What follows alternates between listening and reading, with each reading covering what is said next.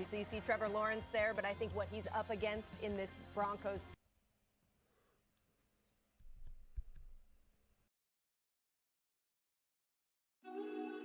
When we were a motorized bicycle company, they said, you'll never be more than that.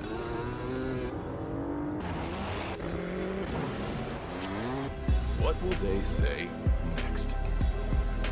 Honda, the power of dreams. I don't have a problem with that as long as it's fictional. So also for me, I do not more words behind. More of a box, more followers and more temperatures especially, and more playing in the pocket. So we demand more dominance in this game. And when now and then there's a trick like that, it's nice. As long as it's fictional, if you're not losing the ball, if you're plays, then it's okay. But it's a trick. Because of the trick, then I will correct it.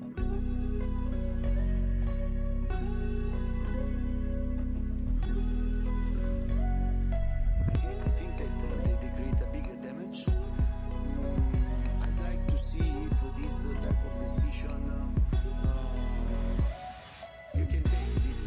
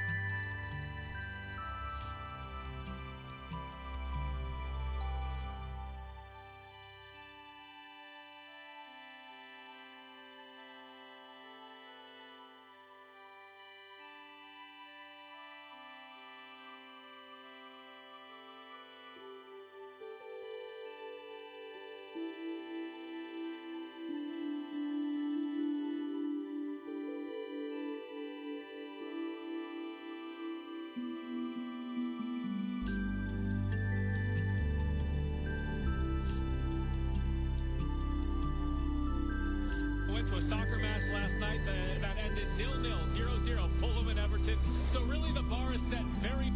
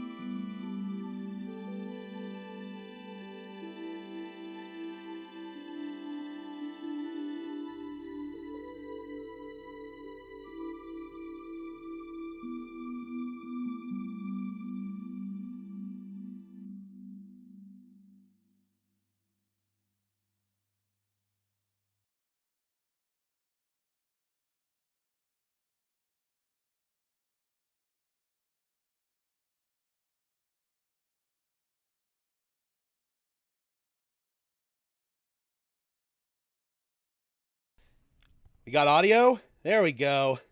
Hello, Broncos country, and welcome to the Denver Broncos Syndicate live stream of the 2-5 Denver Broncos versus the 2-5 Jacksonville Jaguars, coming from Wembley Stadium in London, England.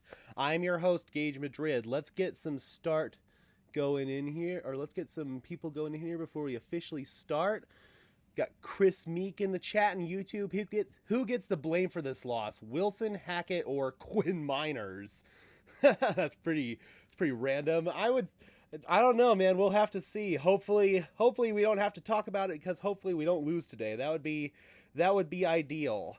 Broncos, obviously you're sitting at 2-5, so your season is probably in big trouble as is, but if we can somehow eke out a win today, you'll be sitting at 3-5 heading into the bye week. And after that, we've got a couple of teams in the Titans and the Raiders that I honestly feel like we can beat.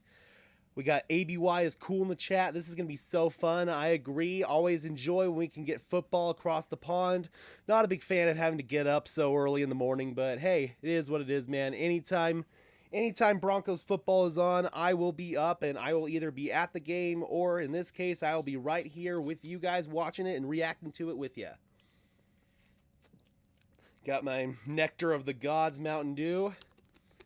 I agree, Chris. Quinn is an absolute freak. I mean, this dude is an absolute monster.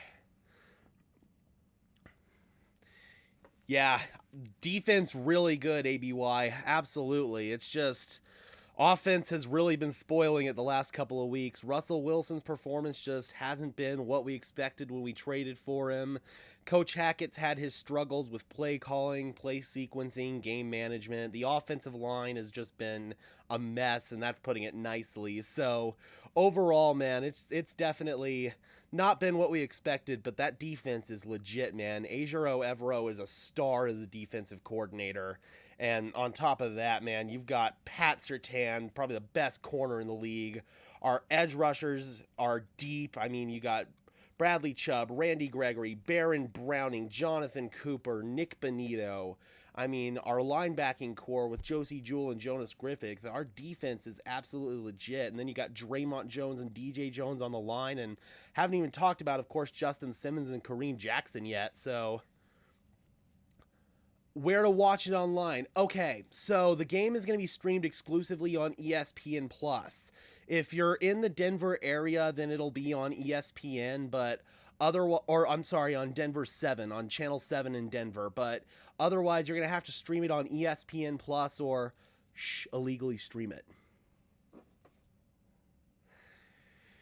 You know, Chris, I'm not sure what's going to happen with the Chubb and the Jeudy trades. It seems like the Broncos want a pretty significant haul for both of them, and thus far, teams have not been willing to match for Jeudy, what I've heard. But as far as Chubb's concerned, I feel like if they got multiple top 50 picks for him, I think they would heavily entertain pulling the trigger, even if they win today, because we have some really heavy depth at edge rusher. Even though Baron Browning's down in this game, he's going to be a critical piece for us moving forward. Randy Gregory, once he gets healthy, is going to be huge. So yeah, man, I don't know what's going to happen with the Chubb and the Jeudy trades. I think if you get a heavy enough offer for Chubb, it might happen. But thus far, it doesn't seem like the Broncos have gotten enough offers to entertain moving Jeudy.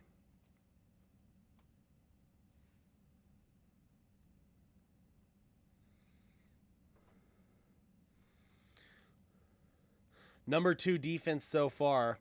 Yeah, and it's awesome to see that, but it's a shame that it's been wasted. Hopefully this year we can this game we can finally have our first complete cohesive game of the season. Offense, defense, and special teams. Even if we win today, but our offense struggles or our defense struggles, but one unit continues to ball out, I don't know if I'd call that a victory. I agree, Chris. I mean, actually, believe it or not, the Rams have been talked about as one of the teams that could be interested in Chubb. So we could see a very similar trade in that he lands in the same destination that Vaughn did. I love Chubb, but quite frankly, our team is so desperate for draft capital at this point. I genuinely believe that you have to entertain moving him. Alrighty, I will turn the game audio on in just a little bit here. We are not quite ready to get started yet. They're showing the interview that George Payton did with the local media over in London the other day. There's KJ Hamler.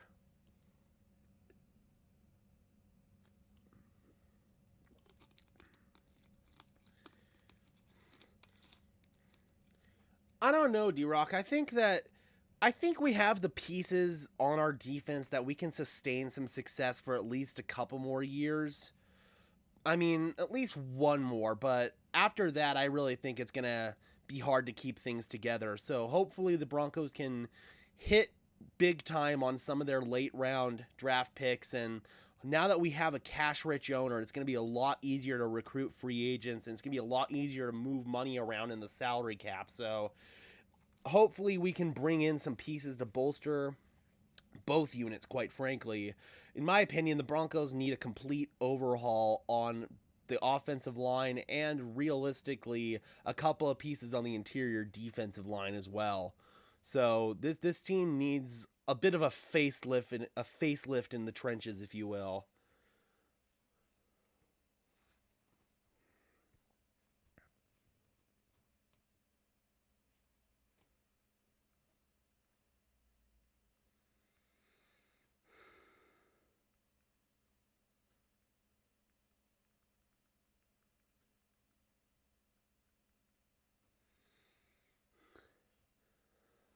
Alrighty.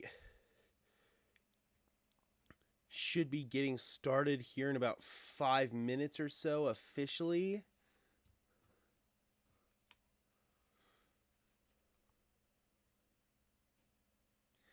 Oh yeah, the O-line has been an absolute disaster. I mean, Garrett Bowles before he went down was the only offensive lineman that was playing at least an average level. Dalton Reisner has significantly regressed pretty much as each season has gone on. Cushenberry, in my opinion, needs to be benched. He's a liability at center at this point. Obviously, Quinn Miners is a stud. It's good to have him back. When he was out, Graham Glasgow really struggled at that right guard position. So I'm not very confident in moving Glasgow to center, but at this point it might be better than Cushenberry. And then obviously right tackle has just been a rotating door with freaking Cam Fleming, and now Billy Turner's back. And then after they kicked Cam Fleming over to left tackle, obviously he got hurt, so now we have to have Calvin Anderson over there, and frankly, I think he's also someone who's regressed. The offensive line just as a unit has significantly regressed, and in my opinion, that falls on new offensive line coach Butch Barry. The Broncos, the biggest L move for the Broncos, in my opinion, was moving on from Mike Munchak for Butch Barry. I've heard through various members of the Denver media that Butch Barry is not very well liked in the locker room. Apparently, he yells a lot, and he yells just for the sake of yelling. That's not a good strategy to employ when you're trying to coach grown men. I mean, you can see that this unit does not have the same fight that they did for Mike Munchak. All right.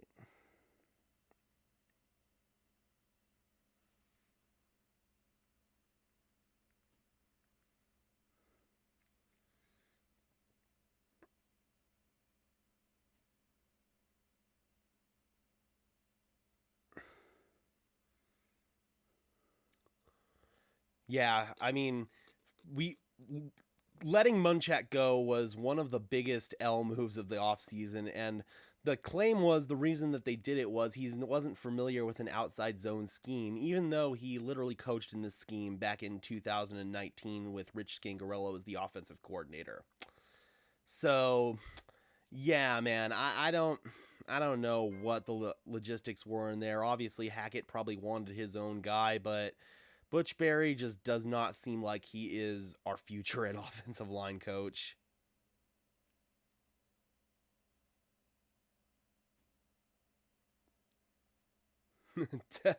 Seriously, man.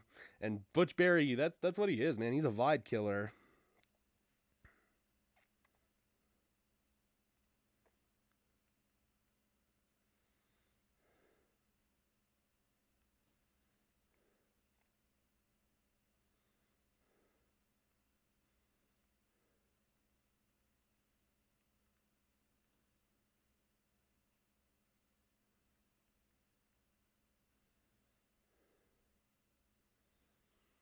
Alrighty, looks like we are getting ready to get started. Yeah, absolutely.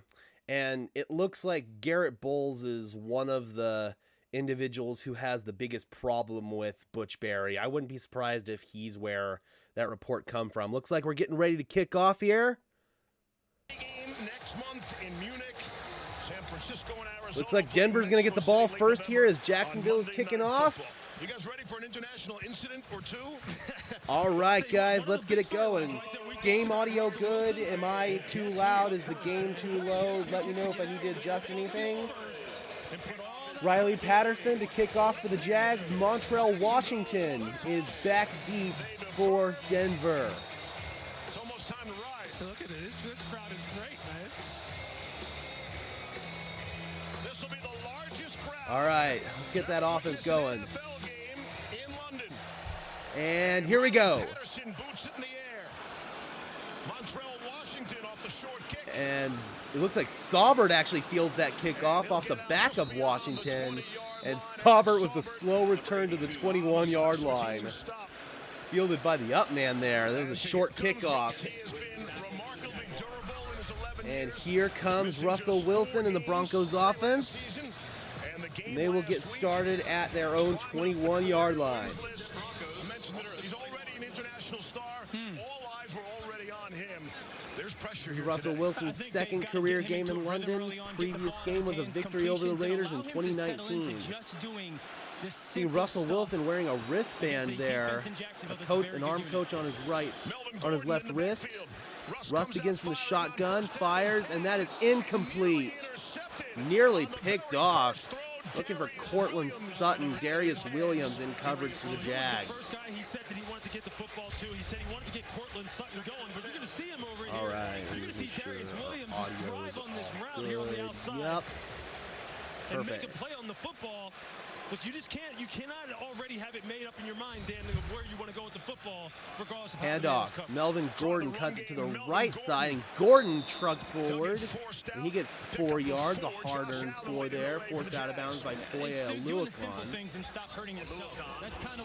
That's going to bring up a 3rd down and 6. We cannot go 3 and out here. Russell Wilson making his return after missing last week with a hamstring injury.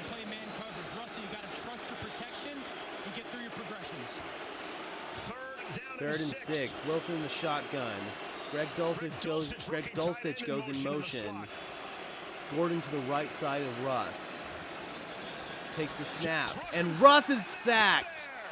Right away, they blitz, and Arden Key for the Jags. And a 3 and out.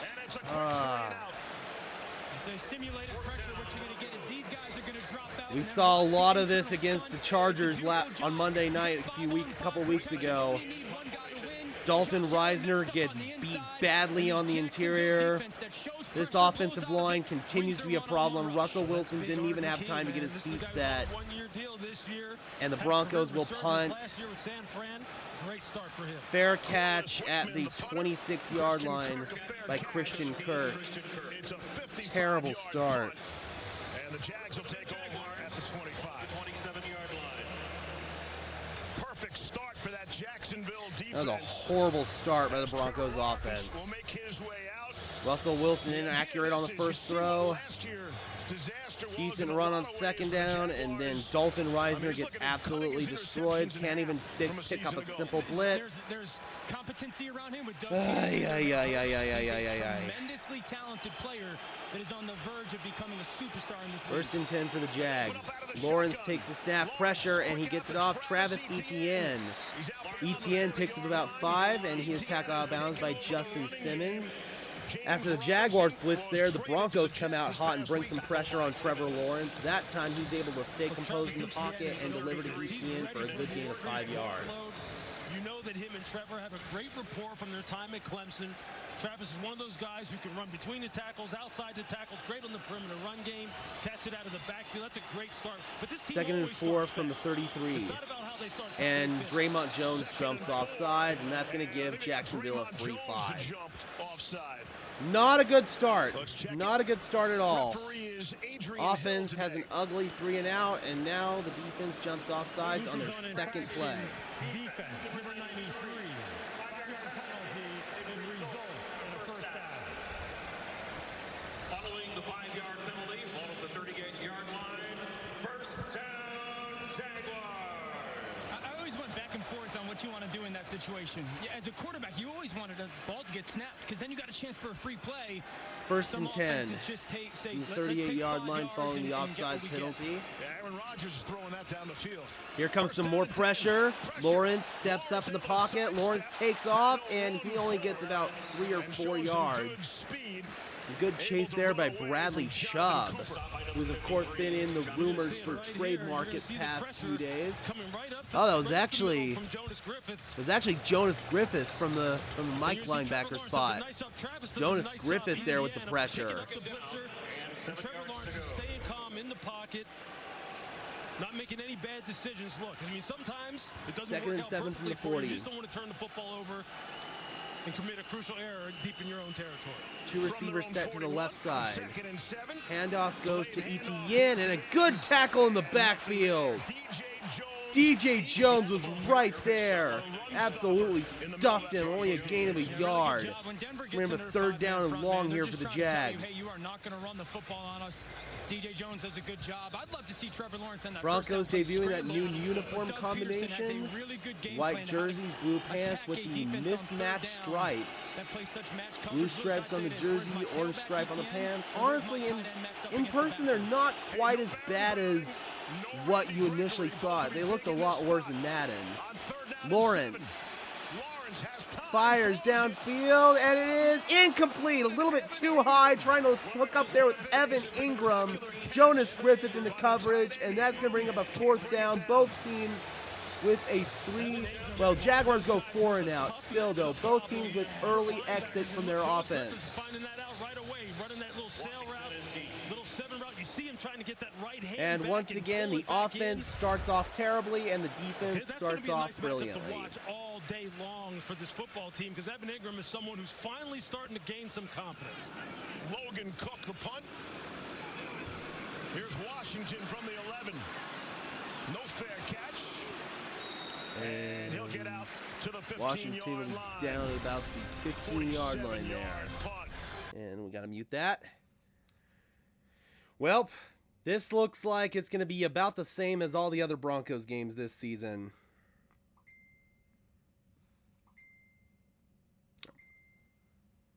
Sorry, guys.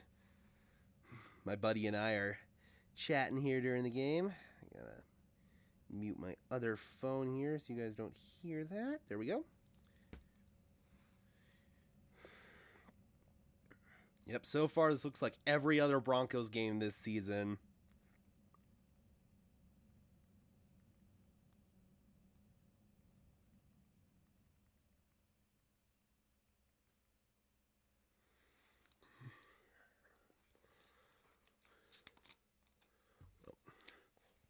Got a bot in the chat.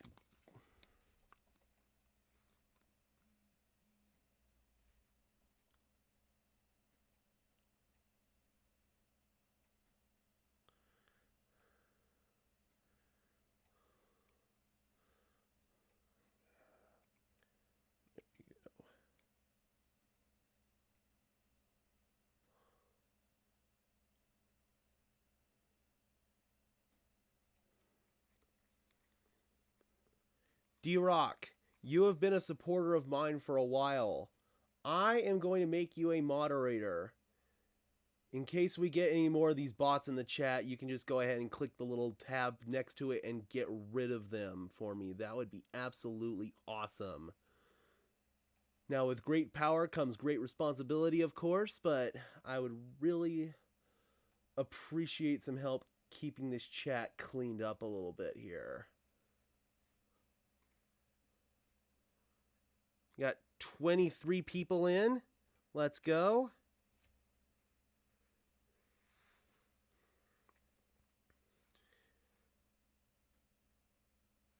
Where's everyone watching from on this fine morning? Drop those comments down in the chat below. I would definitely love to know.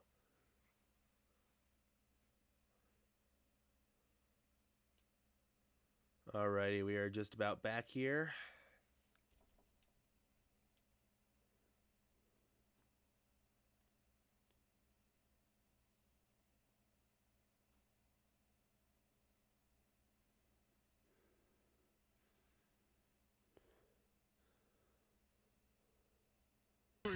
Alrighty, we are back. 15 years ago this past Friday, the first ever Memphis, NFL game nice. was played here in London. The Giants defeating the Dolphins 13-10. Second opportunity for Russell Wilson and the Broncos. Judy goes in motion on first and 10, and a handoff goes to Melvin Gordon. He only gets about a yard, and that's going to give him a 2nd and 9. Williams being out, and Laura Rutledge, you're in. Nathaniel Hackett, Clock the head ticking coach inside of the Broncos, 11 after minutes that to quick play 3-and-out here in this last first possession quarter. For the offense, went over to Russ and just said, just flush it. He also went down the Yep, offense, that's saying what you to have to do. Melvin You have Gordon, to let's flush it start out. over here. 2nd down, Gordon in the backfield. We've seen a heavy dose of him so far. Russ fires along the sideline, and it's intercepted. It's an underthrown fade ball, and it is picked off by Tyson Campbell for the Jags. Terrible throw. On the first throw Wilson made of the game, nearly Russ's picked off by Darius Williams. 2nd throw of the game. Throw it to the other team. Look, you're just going to see here, they're just playing a little Had a bit near of cover interception two scheme. earlier. You see the two safeties deep. Just a terrible throw from Russ. Just hangs it up. Trying to hit Russell Wilson, and Campbell just sees it and sinks. Oh my God, that's a terrible, terrible throw by Russell Wilson. Then you just loft it up there and severely underthrow it, Dan. And I don't think we could have worse start. It's a called shot. I got 4 verticals That versus was a cover 2. The terrible defense is throw. one. It's zone. They got committed 7 people back deep. Just check the ball down on first down, Russ. First and 10. Jaguars set up deep in Denver territory, and a completion ETN for about 5 steps. Tackle down about the 31. The previous 2 games. That interception is so emblematic of what Coach Hackett talked That was about with a their terrible offense. throw The from easy Russell things Wilson. haven't been Exactly easy. what we can't They've just have. made them so much harder than they have to be. That is a very basic play for an Hey, offense you, versus a very basic coverage. you have all the freedom in the They've world gotta to be able laugh. Execute the simple versus the simple. Hey, the reaction from the sideline from Nathaniel Hackett, that said it all. However, we do have a bot right there. Going to be short of the first down marker. A flag comes in. Alex Singleton made the stop. And we'll check the flag. Holding offense. And we got a hold on Jacksonville there. Adrian Hill is our referee today. Robinson, the stud on that offensive line for the Jags. Yeah, this is a guy who's been 6:30 a.m. the Pacific Northwest, man. That takes dedication, and you're not even watching your own team. This is one of the most athletic, get off the bus, good-looking offensive lines as you'll see in the NFL. And when we talked to Bradley Chubb yesterday, look, following a holding penalty, it's going to be a 2nd down and 14 for the Jags. The unit that gets this offense going, dominates the line of scrimmage. They're going to have an all-day affair with this Denver. 2 tight end set. Handoff goes to ETN, and a big cut for ETN, spinning for the first down. Run of 16 yards there for Travis Etienne. And I don't know if this could be a worse start for the Denver Broncos. We sprint out to the right. Look, everybody on the defense falls back for the reverse. That allows Travis Etienne to capture the perimeter of the defense. Still not over that interception from Russell Wilson, man. That was just a terrible throw. I have no idea. The defensive coordinator, oh the my Denver God. Broncos said the perimeter run game is something we have to be aware of. 1st and 10 from the 26. Outside zones. Handoff. Michael Hasty only gets a yard, stuffed there by Mike Purcell. Giro said it was the worst defensive play of the season so far. And can't have that happen again. No, look, but man, that was. I'm going to go out and say that was easily Russell Wilson's worst throw of the season. I mean, that one and the interception that he had to Stephon Gilmore against the Colts. But, oh man, that was such a terrible throw. Adro Evero, one of the bright spots so far in this Broncos team. Lawrence has to check down on 2nd and 9, finds Hasty, and he surges forward for a gain of 3. pick up a 4. Griffith on the With tackle. This defense, as I was saying, these guys play fundamentally sound in a way that makes you earn every single thing that you get. And they are strong at all That's three gonna be a levels. third They've down got and 5. playmakers At all 3 levels, and they know the burden is on them until this offense can get going. And the way you phrase it is perfect. They make you earn everything. Every play you have to execute at a high level. And then, Lou, they do a great job defensively attacking the football. Number 3 scoring defense. They're number 1 in the red zone. Jags in the fringe. Christian Kirk goes in motion. 5. Broncos showing blitz here. And here they're coming. Broncos rushing 5. Jaguars pick it up beautifully. Lawrence fires end zone touchdown. Evan Ingram working on Kareem Jackson. Strike first in London. And I don't think things could start off even worse for the Broncos. 22-yard touchdown. Lawrence to Ingram. Kareem Jackson gets cooked. Look, we talked about the fact that Evan Ingram, Frickin' right here at the we tip bring of his 5 toes, and we the run cannot right get to home. the corner of the Jaguars end zone. pick up the Was a guy blitz who was a brilliantly. matchup problem. If you don't get anything on him Come at the on, line of man. scrimmage, You and let him cannot get to the second and cannot third level bring a and expect 5-man safety to rush be and able to get pick him no up pressure and match him down whatsoever. the field. You are really rolling My the dice. That's God, a this is great such a start bad for team. Evan Ingram and a great start. This team can't do the little stuff right, man. Starts with the Jaguars defense. 7-0 Jacksonville. And then take advantage of the short field. Wow. Just wow. Oh,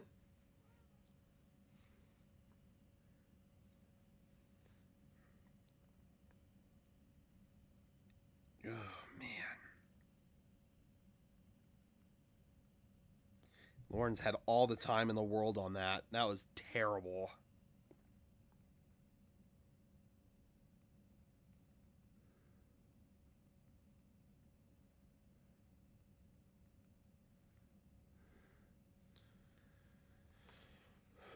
Seahawk fan and dedicated. That is awesome. Obviously, our franchises have their fair share of history, but Seattle's one of those organizations I've always respected, and even now after this is an organization that, frankly, I have even more respect for after... I was someone who was completely willing to write off Pete Carroll, and seeing the coaching job that he is doing this season, I tip my cap off to the Seahawks, man. I do. Geno has been absolutely sensational for you guys. I feel like I feel like even had Russell Wilson, if he had played better after the trade, I still feel like this was ultimately the right move. I feel like the relationship had finally run its course, and it's clear that Seattle is a lot better off without Russell Wilson. And that, I'm just saying that as like a non-biased analyst. I take my Broncos fan cap off for that one, because it's overall really impressive at the end of the day what Seattle's been able to do. They had a phenomenal draft. They were able to beef up that offensive line. Obviously, when you have DK Metcalf and Tyler Lockett, and then on defense, you guys may have hit a home run into Tariq Woolen, man. I mean, that dude looks like Richard Sherman 2.0.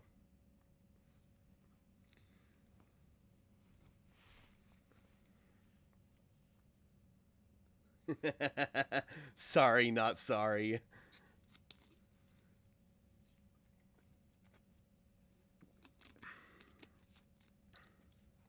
All right, we're back. Just over halfway through first quarter. Evan Ingram, his first touchdown catch as a Jaguar. Can't even pick up a blitz, and Kareem Jackson gets absolutely cooked downfield. That's what happens when you leave your old DE on an island. We said it early on. Look, if safeties are trying to pick him up 10, 12 yards. And they'll see over Montreal Washington's head for a touchback. First and 10 from the 25. Broncos offense. First play of the game. You got slant and seam up top for versus cover 2. The back is wide open. Just get to a number 2 or my number 3 God. progression. First play of the game, We're just Russell trying to get a Wilson completion, completely and then you get into a misses third and long. his Your read. offensive line is not good enough against this rush unit for the Jags. Yeah, and then ultimately the turnover, Third right? play, I mean, if you're offensive Tyson line can't Campbell, pick you're up the going, hey, blitz, look, and then I'm Russell trying to Wilson develop my ball hangs skills one and my up, and confidence. Campbell They're going to call cover 2. I'm just going to cushion here, read 2 to 1, Offense just continues and just to kind of be play everything absolutely top down, inept. and you're going to throw it right to me? You're Now doing it's first and nothing but 10, building I my formation from the confidence as a 25, defender. and a toss Pitch it goes to to Melvin Latavius Gordon. Murray, Make that running behind Latavius the Murray, football, and he's Andrew able to Beck. have a second effort and surge forward for a couple of yards. What looked like an absolutely dead play. First 2 drives for Russell Wilson, 0 for 2 through the air. Took a sack that wasn't really his fault, but an ugly interception that absolutely was his fault. Coming out in the pistol here. Little offset I formation. Murray cuts it off to the left side, and a flag is down. Gains 3, but that's probably a hold. Broncos picked up Marlon Mack, who is not dressed today, but it's Melvin Gordon. Probably and coming Latavius back here. Murray. Yep. Number 87. It's on Eric Tomlinson, big tight end. That's on the tight end, Eric Tomlinson. I mentioned And the offense Devontae continues Williams. to shoot That themselves really in the upset foot. The offense right from the beginning, fellas. He was going to be the lead running back. Lost Tim Patrick in training camp as well, one of the key guys in that wide receiver room. And they've lost their left tackle in Garrett Bowles. Candidly, they're on their 3rd string tackle at left tackle. Calvin Anderson, Billy Turner playing at the right. So they've struggled to play good football, and then they're also dealing with some pretty significant injury on their offensive unit. 2nd and 17 following the freaking holding penalty. Dulcich goes in motion. Quick throw out to Jerry Jeudy, and Jeudy makes a move. Looks like he might have gotten close to the original line of scrimmage. We're going to have a 3rd down and long still for the Broncos. Devon Hamilton, 6'4", 335 pounds. Did you see where he just chased down Jeudy out on the perimeter? Yeah. This guy's a 1st and 2nd down player. This is what I'm talking about. These guys like playing and like running to the football and playing for one another. When your nose tackle is making plays out on the perimeter against a wide receiver as fast as Jeudy, you know 3rd and 12. 3rd down and 12. 23-yard line. Here comes this potential pressure. And it looks like the Jaguars are going to bring another blitz and a flag. Aggressive finger pointing. Arden Key's And it might be a baby. false He's like, start. "Look, I It want a little is. bit more of Russ." And that continues to shoot themselves in the foot. That's Lloyd Cushenberry, the center. Freaking Cushenberry. Let's see if he has a legal snap. He's moved his head. I don't know. I don't know if that should have been a penalty, honestly. Centers are allowed to move their head. Absolutely just jump-started his career after getting off to a rocky start with the Raiders. And now we're back to 3rd and 17. 3rd and 17. Overload front away from Walker. Here comes another blitz. Just rushing They pick it up that time. They just dump it off to Murray. Murray across the 30 to the 33 or 32. That's going to be 3 yards short, and here comes the Denver punt. After good play and the right play by Russell Wilson, you're in 3rd and Terrible offense gets themselves in a 3rd and long situation. You have no chance to convert. You can't hold it for a long time. We can't execute the little stuff correctly, and once again it comes back to bite us in the ass. Another 3 and out. In the Netherlands. He's got 18 people here today, 16, including his mom. Corliss Waitman will punt. In the NFL. See if he gets off a good punt here. And he does. Fair catch at the 19-yard line. Pretty good punt there from Waitman. Punt of 49 yards. 5 minutes left to go in the first quarter. 7-0 Jags. Man. This team is so frustrating to watch. This team is so frustrating to watch. We got 37 people in the chat. Let's go. Be sure to smash that like button. I would really appreciate it. We're trying to reach 1,000 subscribers on this channel by Thanksgiving. So if you enjoy what you're seeing here, I'd really appreciate it if you could smash that big red subscribe button down below. It'd be absolutely awesome. We bring you guys almost daily Denver Broncos content for a fan, by a fan.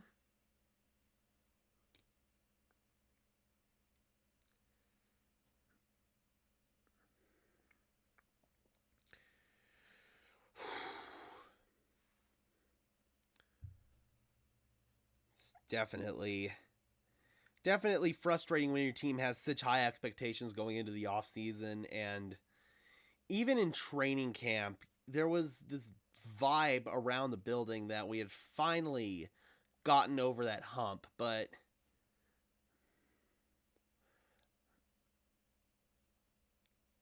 yeah, Lisa, it really is pretty hard to watch. I mean, not all of it's on Russ, but a good chunk of this at the end of the day is Nathaniel Hackett not being able to scheme around Russ's deficiencies, if we're just being honest with ourselves.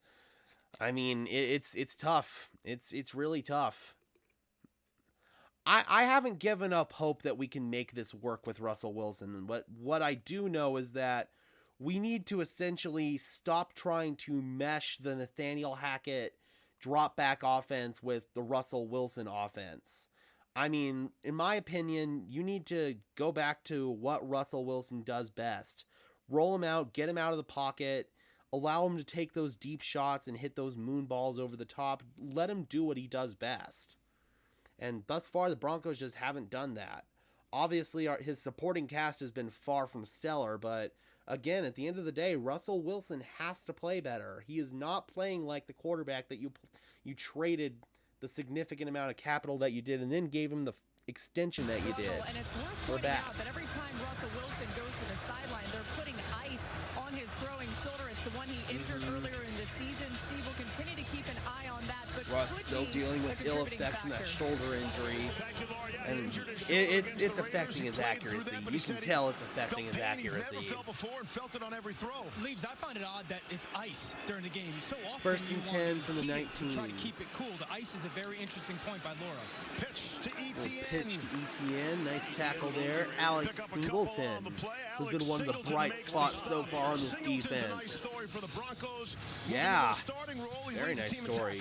This is a guy who's been waived Leading the 6 team in times tackles. different teams between 2015 and 2019. I do have Russ on my fantasy team. I've got Russ and I've got Aaron Rodgers, Lisa. Absolute instinct demon.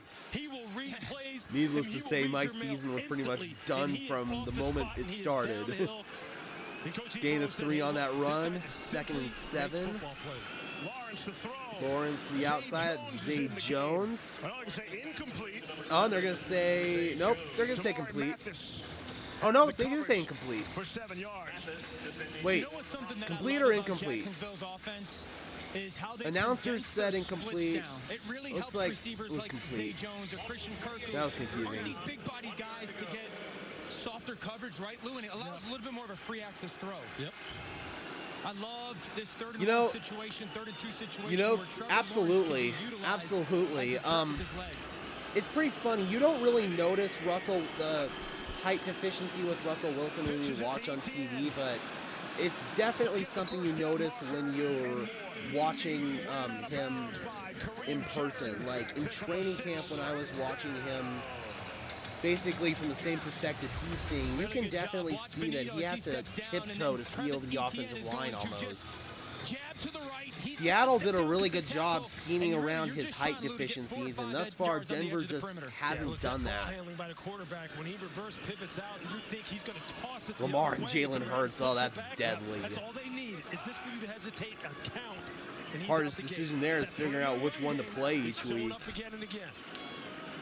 Play action here for Lawrence on 1st down. Evades the pressure, dumps it off. It's complete to Dan Arnold, the tight end. Arnold gets about 8 yards there. Across the 40-yard line. Mention Surtain's name, right? Because he makes tackles, but people don't challenge him. Yeah, seriously, man. You do not test Surtain Island. And he said part of you, wants to, but part of you was also understanding if it's simple or either side is the same, I'm not going to throw it number 2 because I don't want him to take it the other way. But the quarterback's ego does come into play there. Of course, man. Of course. I want to throw to him. 2nd down and 2 from the Jacksonville 2nd and 2 under center. Hand off to Travis Etienne, and he's going to be a little bit short there. Jonathan Kongbo, rookie edge rusher, gets in there. They're getting a generous spot there. Hackett needs to challenge that. He did not get that. His young career is really That is a very generous spot there from the officials. I'd challenge that if I'm Hackett. Sound way. Make sure you take care of the offensive line. Make big investments there. You bring in a guy like That's a really generous spot. The experience aspect. You get him a slot receiver, a guy who can work the middle of the field like Christian Kirk, who has become his Yeah, it looks like Hackett's going to let it go. And now you have a quality First and 10 from the 43-yard line. That was a terrible spot. That's hasty in motion. Gotta love ref ball. ETN. ETN is tackled in the backfield. K'Wan Williams, let's go. Stop for Denver. That makes up for it. Get Williams here because that's the new rule. Defensive Their backs penalty. coming up and going low on Oh, are they going to get him for a? Flags out. Oh, they're gonna get Williams for a penalty here. I think he went low on Cam Robinson pulling off the edge.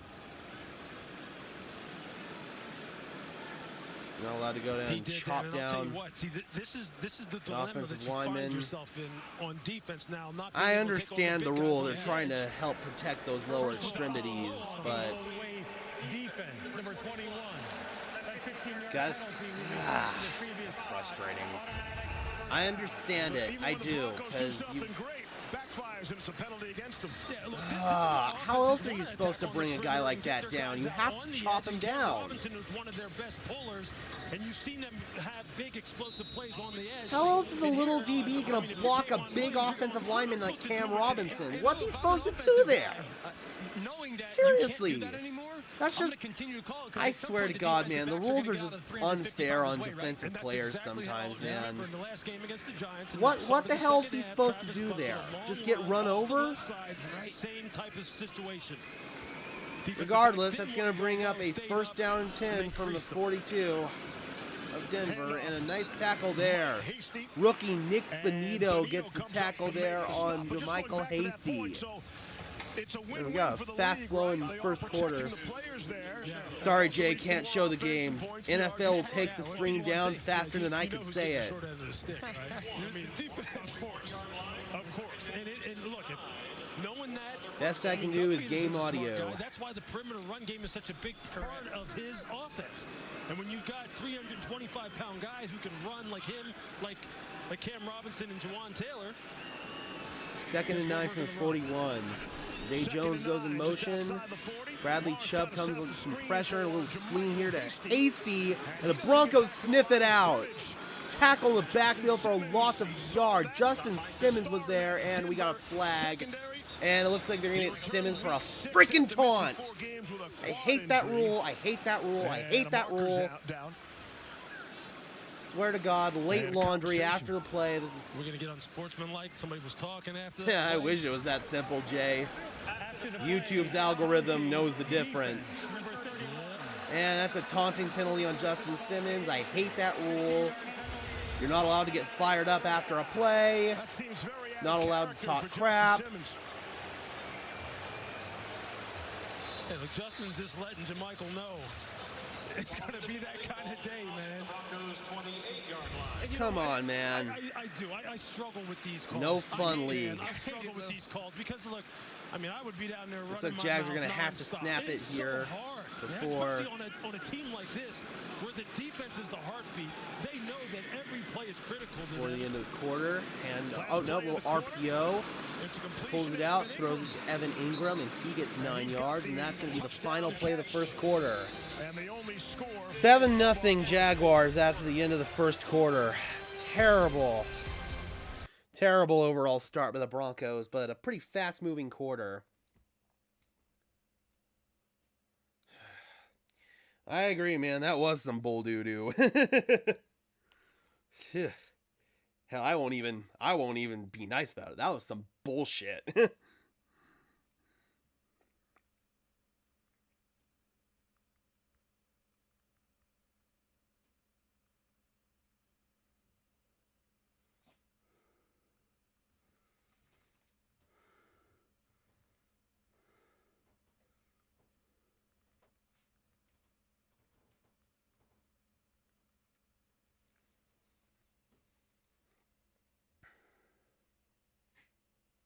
Oh, gotta let the dog out. Just give me 1 second, guys. Come on, Kaz.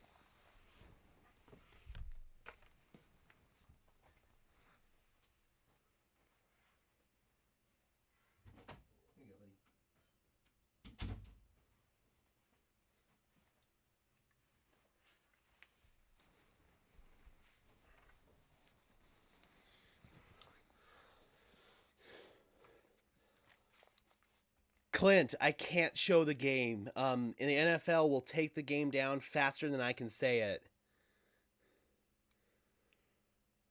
ESPN Plus, no, the game is being aired locally in the Denver area. I have YouTube TV, which is just YouTube's cable, essentially.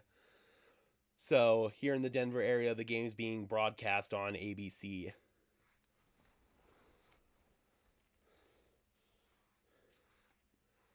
Here we go. Yeah, thus far, Thomas, it's looking like it might not even be close. Jaguars are completely outplaying us on all phases of the ball.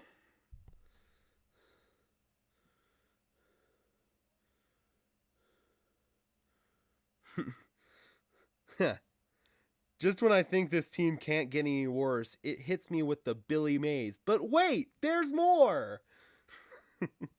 Oh my God, so true. So true. Okay, there you go. Hulu. That's definitely a way you could do it.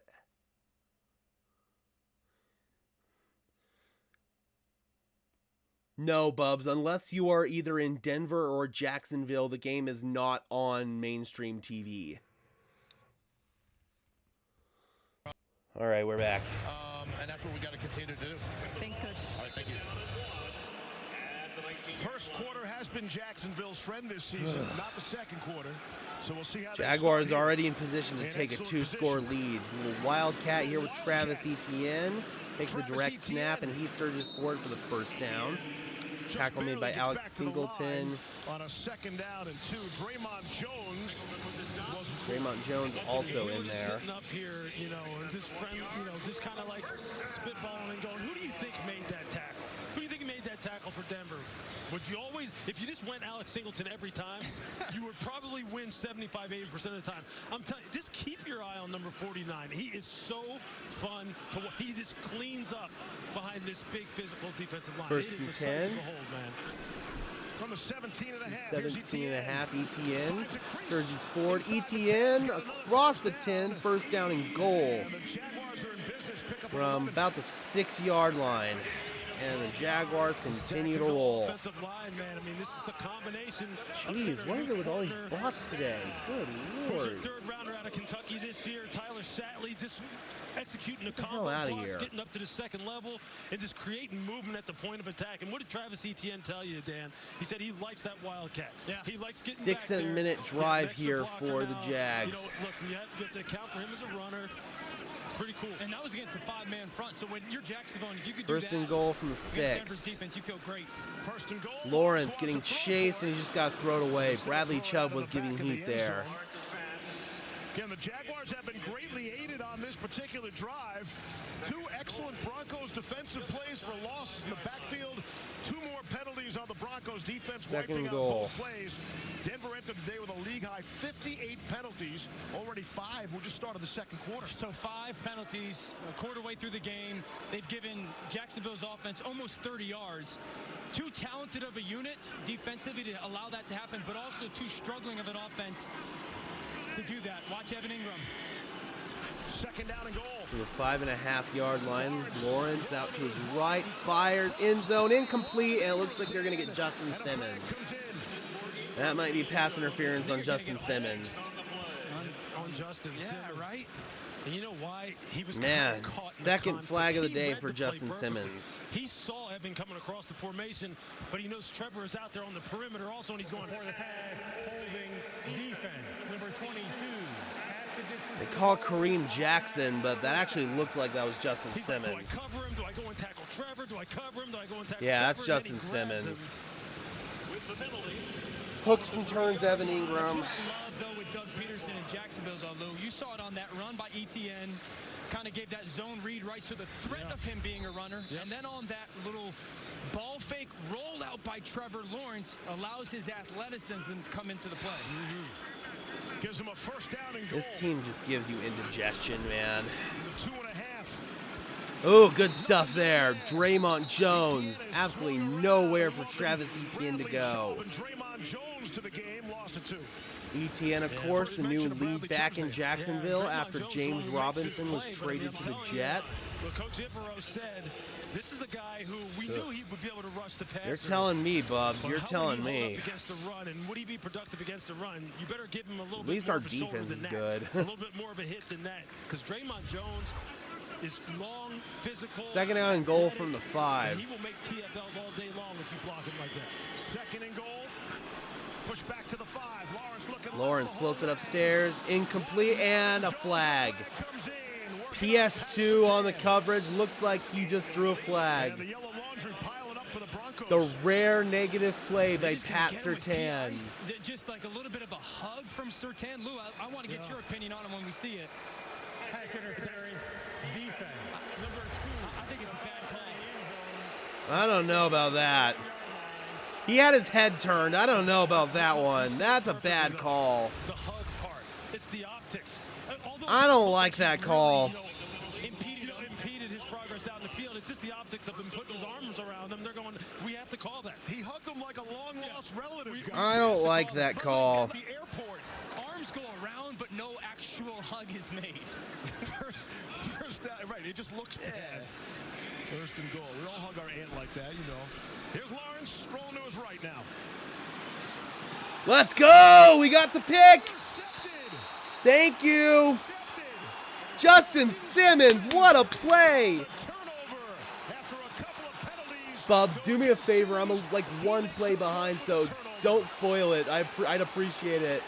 But let's go. Big play. Is an unbelievable play.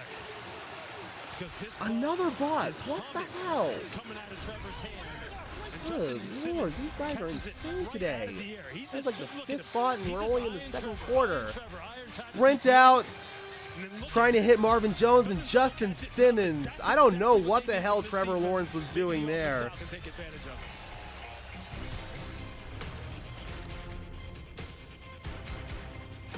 Here's the problem, team. Nobody knows what Hulu Plus Live TV is.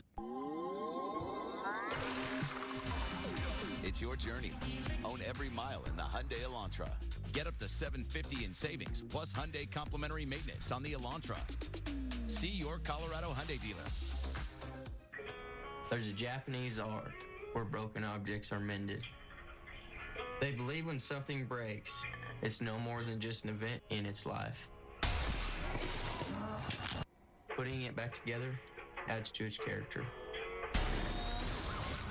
It can become even stronger, more beautiful, and I like that.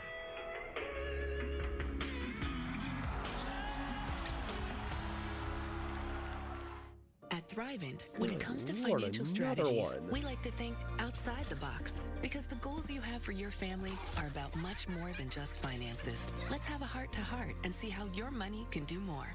Visit Thrivent.com.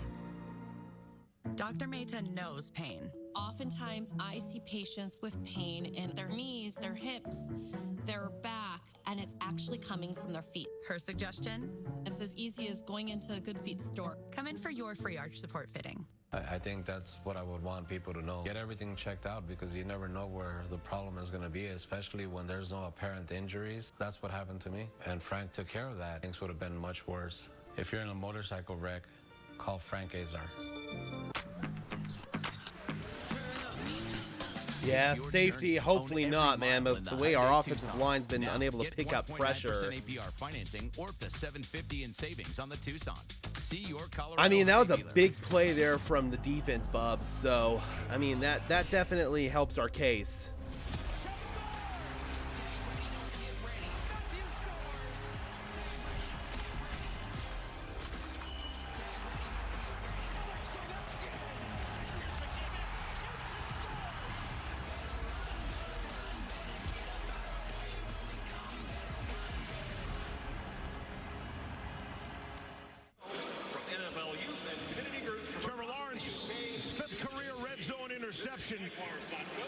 That's the most in the NFL since 2021. Simmons comes up with a big play when the Broncos needed it. All right, 1st and 10 from the 20. Russ, and is batted at the line. Knocked down at the line of scrimmage. And it was Oh, so he got out of the end zone there. to bat the ball down. Here's another look at the pick. It's just a bad decision by Trevor Lawrence. Here's Simmons, and you're going to try to get Marvin Jones to wrap around the back of the end zone. I thought he was out of the end zone. I thought that was going to be at the 1 yard line, and that ended up being a touchback. Already this season, we saw Travis Etienne fumble, and that's kind of been the self-inflicted stuff. 3 receivers set to the left side, 2nd and 10. They hand it off to Murray, and a nice burst from Latavius Murray to the 29. Second down. Gonna have him just short. Gonna give him 9 for now. Gonna get a gain of 9 there, and a 3rd down and 1. Latavius Murray has done a nice job of bringing some physicality to this running back room now with Devontae Williams gone for the season. And that was a nice job there of Quinn Miners, Billy Turner just collapsing down the left side of the Jaguars front and providing some space for him to run. Your defense is really good, Thomas. Carry a big load in this running game. 3rd and 1, and it looks like they're going to stuff Murray. Oh, no, he barely got it. Oh, come on. You're going to say that was short, but you gave the other spot to the Jags? What? What is this ref ball? Come on. Okay, Hackett, you got to challenge this one. Challenge. Challenge. That was a shit spot. And another bot. Why are you punting? Challenge! What are you doing? No! That's tough, right? That was a terrible spot, and you're punting. You're punting. What are you doing? Throw the flag. Throw the challenge flag. It would be tough to not go for it. And they stop it. Please tell me Hackett threw the challenge flag. Please tell me Hackett threw the challenge flag. They took a delay of game. What was that? What was that? First of all, that was a shit spot from the refs. Second of all, why the hell didn't you challenge that? Hackett is in way over his head as a head coach, man. He cannot handle it. He cannot handle this. That was a shit spot. You should already have your mind made up that you're not going to go for it. Christian Kirk buried at the 26-yard line by Darius Phillips. And we're back in 30 seconds after this from Lululemon Studio. Number 20, Darius. That was a terrible spot. It's not just that they're the best. It's that for the first time ever, they're all here together to bring out your best. Whatever that means to you.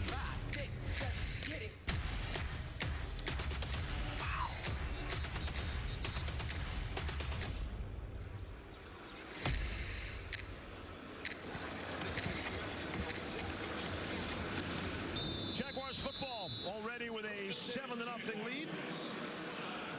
Penalties continue to mount for the Broncos. That was just indecisiveness there from Nathaniel Hackett, man.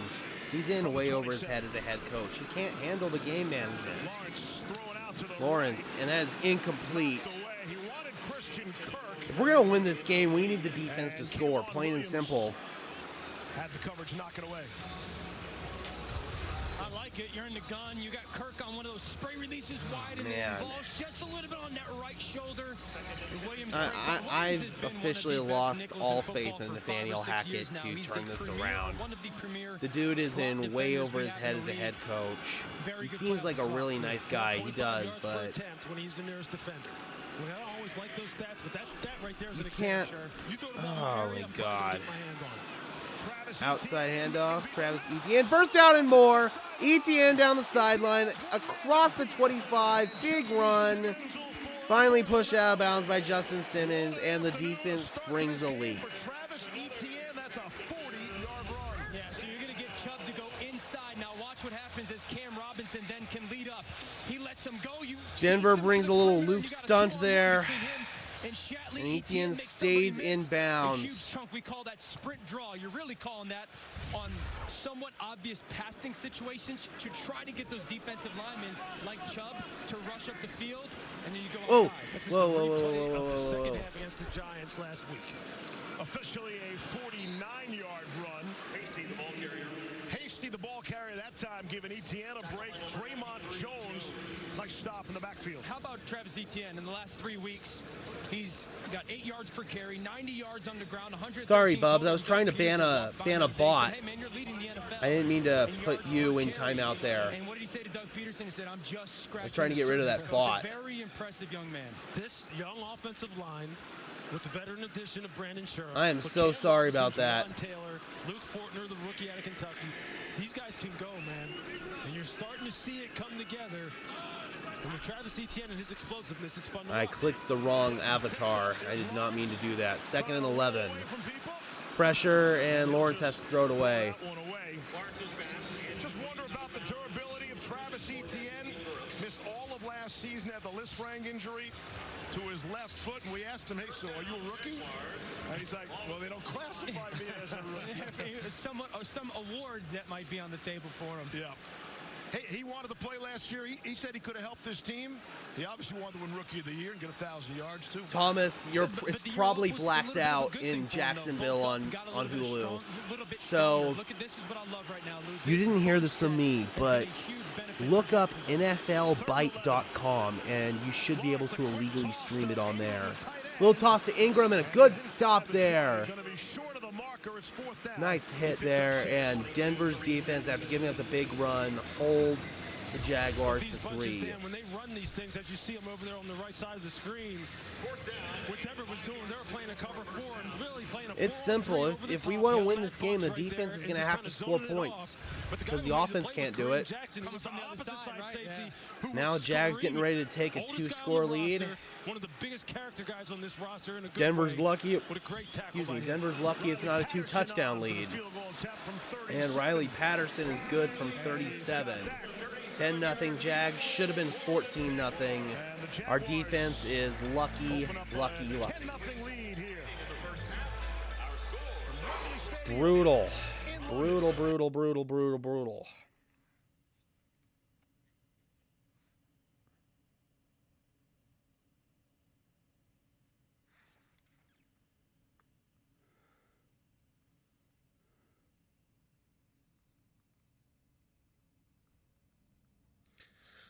Our defense is too good for the offense to be this bad.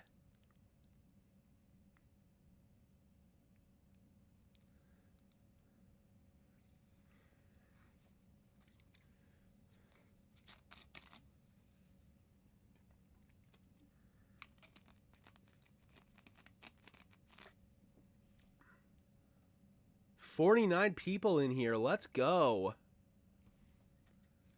On pace for one of our bigger streams so far. Or at least one of the bigger ones that I've hosted. Shout out to Derek from Gridiron Blitz and Detroit Lions Syndicate. Held it down for me on a couple of streams because I attend all of the Broncos home games. So whenever I can't stream, usually Grid holds it down for me.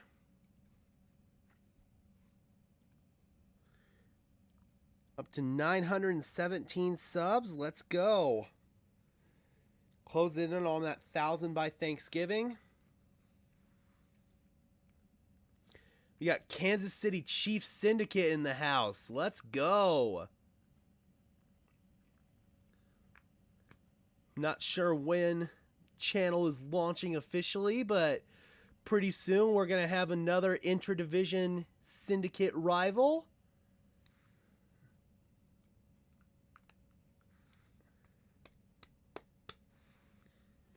Already got Detroit Lions Syndicate, Pittsburgh Steelers Syndicate, Minnesota Vikings Syndicate, and soon Kansas City Chiefs Syndicate. Oh God, if the defense wasn't good, this team would be in contention to send the #1 overall pick to Seattle. I mean, that's how bad this offense has been.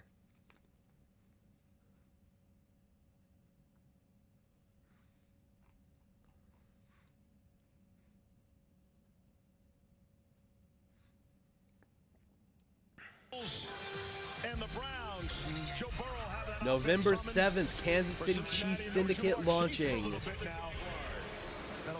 If you're a Broncos fan looking for a perspective from enemy territory or just an NFL fan in general, go be sure to give Kansas City Chiefs Syndicate a subscribe. Patterson puts it in the air. And it's a touchback. Rocky start to this game for Russell Wilson. All the optimism. And even more Look box at the turns. smiles. He's one of the best quarterbacks in football. And everybody had to think that at that moment. And how's it going? As our own Dan Orlovsky was quoted, Broncos offense absolutely maddening to watch. And off to another tough You know, man, I just wish we had let the whole "let Russ cook" meme die. Ever since that meme, he's just never been the same. Doing wrong, start there, and then, man, like, stop trying to take things from the defense, Russell Wilson. Just what they give you. Operate easy. On first down and Russ, quick throw, nice snare.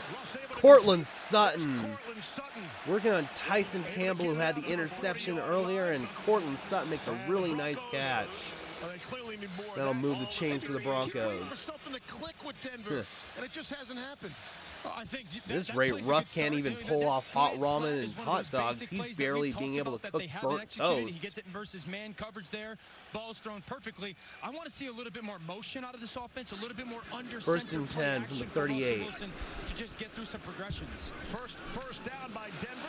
Quick throw, and that is complete to Jerry Jeudy. And Rayshon Jenkins for the Jags looks injured. High school stuff in the offense. I mean, just spacing routes, slants and flats there. Jerry Jeudy just spots up in the zone void over the center. I mean, Nathaniel Hackett right now is going, you know what? I'm going back to day one minicamp install. Yeah. Or just go for takeout. To the open guy. Yeah. Simple reads, so we can at least feel good about something going here at the half. And I think about it like this way, Lou, because their quarterback coach, Rayshon Jenkins, injured Jaguar down. We'll let Dan finish that thought when we come back. Looks like they're checking out that Achilles area there for Rayshon Jenkins. Not what you want to see for him. The game time. Gotta mute the commercial. Russ can't even cook rice. Hey man, rice is not the easiest thing to pull off, okay? You gotta get the ratio of water right. Yeah, no. Russell Wilson, massively disappointing. And you know, it's a shame because I watched him pretty much every single day in training camp. The arm is still there. The arm is still there. That's what's frustrating. It's just the play calling is not catered to what Russ does well, and ultimately it just leaves Russ exposed. It leaves him basically out there to dry. I mean, don't get me wrong, you're not going to win when Russ is making crappy throws like he did on his second one of the game, but still, man, at the end of the day, you've got to realize Russell Wilson just isn't capable of executing your traditional drop back offense and structure. And there's only one Russell Wilson offense. I think any Seattle Seahawks fan can attest to this. Like, no matter how many different offensive coordinators they tried with Russell Wilson, it was always the same offense.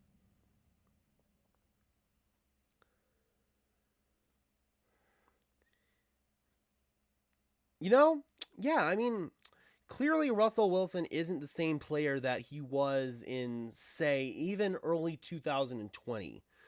But I do genuinely believe Russell Wilson can still play. It's just the fact of the matter is, again, you've got to run the Russell Wilson offense. He can't run a drop back offense. I mean, yeah, you definitely see that, Bubs. You definitely see that because he gets almost gun shy. He panics and leaves clean pockets too early. I mean, Broncos could have traded for Geno Smith and Denver would be better. Hey, you know what? At this point in time, I can't argue with you. And they missed a play, it looks like. On the commercial, Melvin Gordon picks up a first down. Andre Cisco made the stop, pick up a 9 for Gordon. Back to what you're talking about, Russ. Yeah, so their quarterback coach is Clint Kubiak, who's Gary Kubiak's son, longtime NFL coach. He's like one of the founding fathers of this offense. As Denver gets So I'm curious, if Geno continues to sustain the success that he does, do you think Seattle still entertains taking a quarterback with one of their first-round picks if one's available to them? Gordon and Murray have been effective so far running the Because football. at the end of the day, you have to wonder how long you can sustain that success with Geno. But again, hats off to Geno. He's played sensational. Already halfway through the second quarter here. It's going to be a 2nd and 7 to the 42-yard line here. Greg Dulcich goes in motion. Russell Wilson tries to hit them with that hard count. The impressive rookie tight end Greg Dulcich into the slot. Dulcich's been a factor since coming off IR. 2nd and 7. It's Gordon, and Gordon will search for. He's got 5 yards, and that's going to be a 3rd down and 2. Walker, the #1 overall pick in this most recent NFL draft. Look, there's been a lot of losing Javonte Williams was probably the nail in the coffin for this Broncos offense. We knew that he is a fantastic athlete. Ran 4.51 at almost 285 pounds. I mean, he's a freak show now from an athletic standpoint. You know, it wouldn't surprise me if Seattle did try to bring in somebody to set them up for their future at the quarterback position. I don't know if they'll be in position to land a Bryce Young, because I think he's probably going to go #1 overall, but handoff. Murray's got it. Oh, don't tell me they're going to mark that short. Are they going to give this another bad spot? Looks like he spotted just short. I'll tell you, 4th down. I mean, I'm not normally one who complains about officiating here, but officiating has been very questionable today. Put Saubert on his back. Many questionable spots, and we got a Bronco down. Can't tell who that is. Looks like maybe Eric Saubert. I mean, it was, yeah. Oh, it's back. Oh, that's not good. Our utility guy, tight end fullback hybrid. Special teams ace would be absolutely devastating to lose him. Andrew Beck comes up slowly. Hopefully Beck's okay here. Right there. There's that reach. Not sure what happened to him. Was his knee, is his knee on the ground though? And it's a 4th down, and Denver's going for it. Once again, that was a terrible spot. This is big. I mean, I know here, we're still at 5:30 of Q2.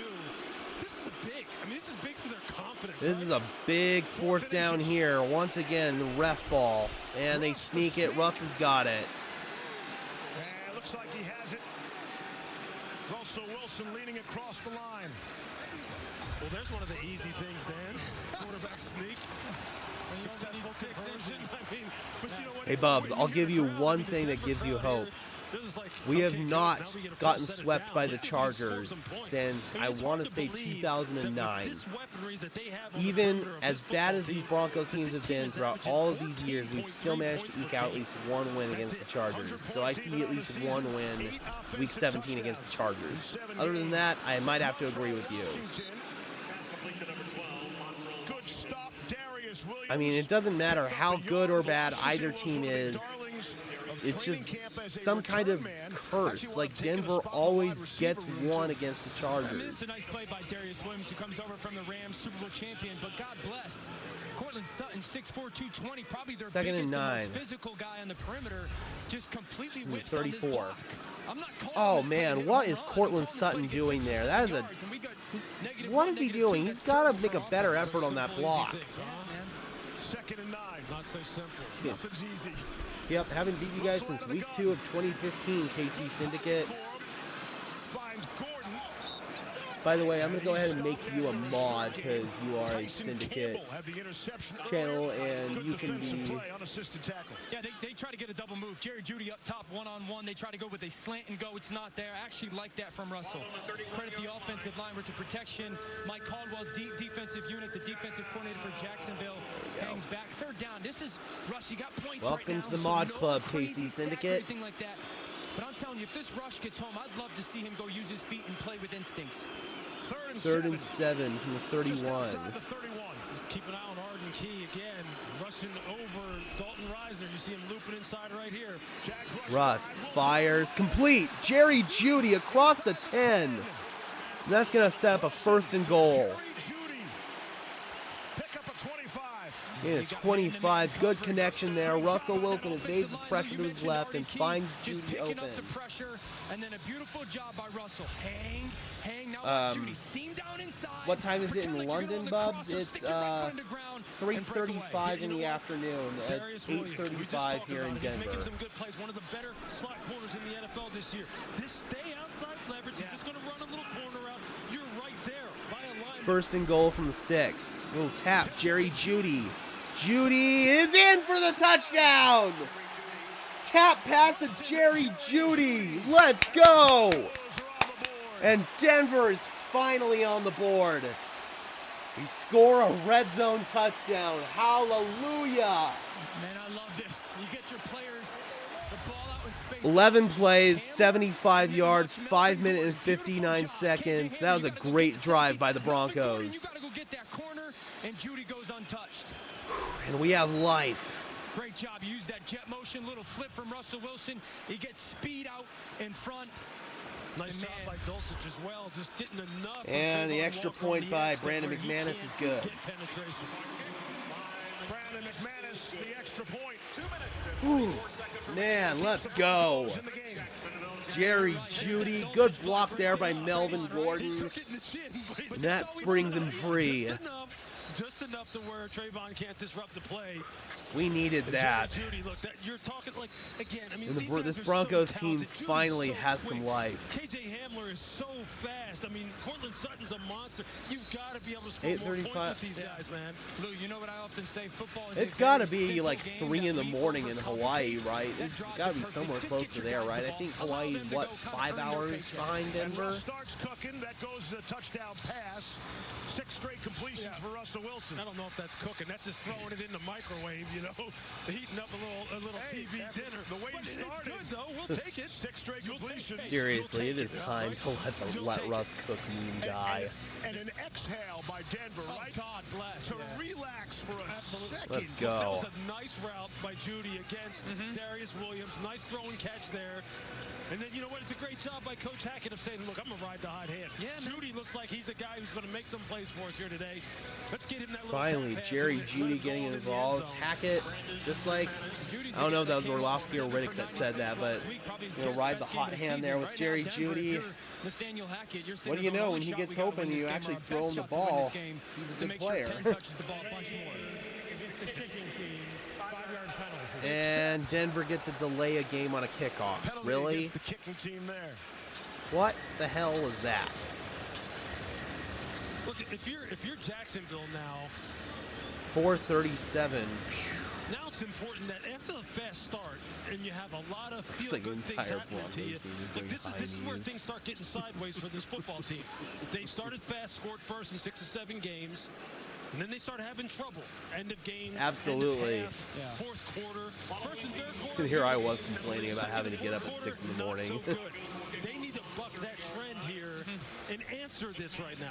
Have you guys seen a lot of delay of games on a kickoff after a touchdown? I mean, I think part of it is an offensive play caller, head coach, right? All right, here's the kickoff from the 30-yard line after the delay of game penalty. Fielded by JaMychal Hasty. Across the 25, and that was nearly a big return. That was a good tackle there. When you struggle, like the Jacksonville Jaguars, you have the worst record in the NFL the last couple of seasons, 1-15. Man, even when this team does something good, they still manage to be undisciplined and completely manage to screw something up. The screen before this, Trayvon and Devin Lloyd. We haven't really talked about Devin Lloyd much out of Utah. But he's one of the most productive linebackers in the NFL against the run and the pass. 1st and 10.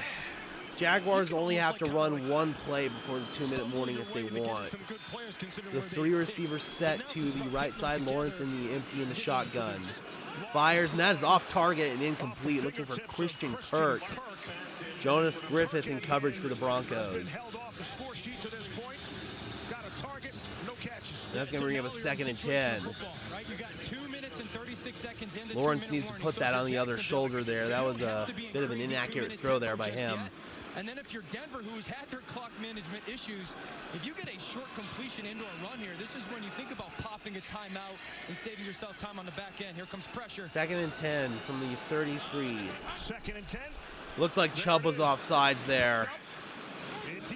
Etienne has about 4 yards, but that's going to be offsides on Bradley Chubb.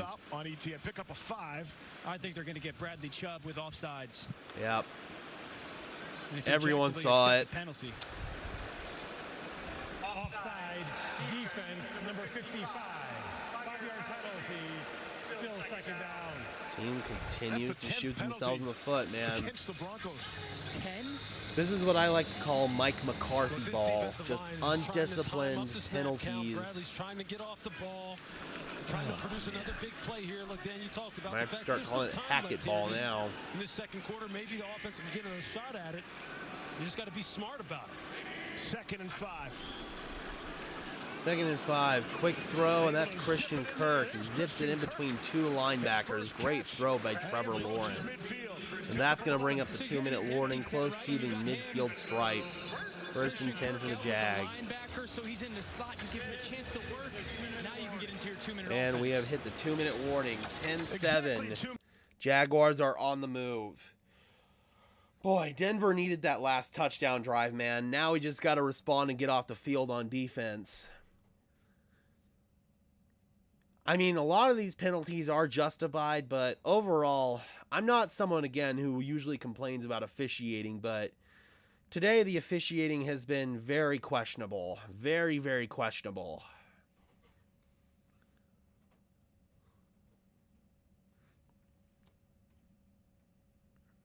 $66 people in here. Let's go.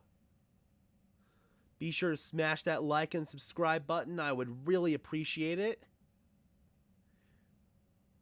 We are Denver Broncos Syndicate, a channel dedicated to bringing content about our favorite sports teams. Part of the Sports Syndicate network of channels. All of our channels are run for fans by fans. Yeah, this team is undisciplined. And that comes down to coaching at the end of the day, man.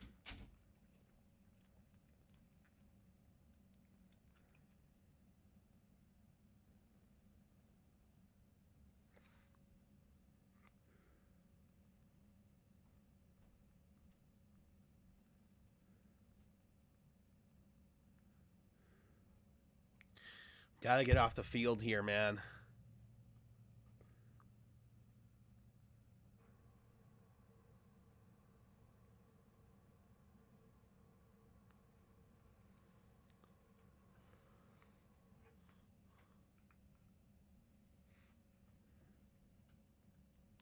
Ah, Bubs, you play? At what level?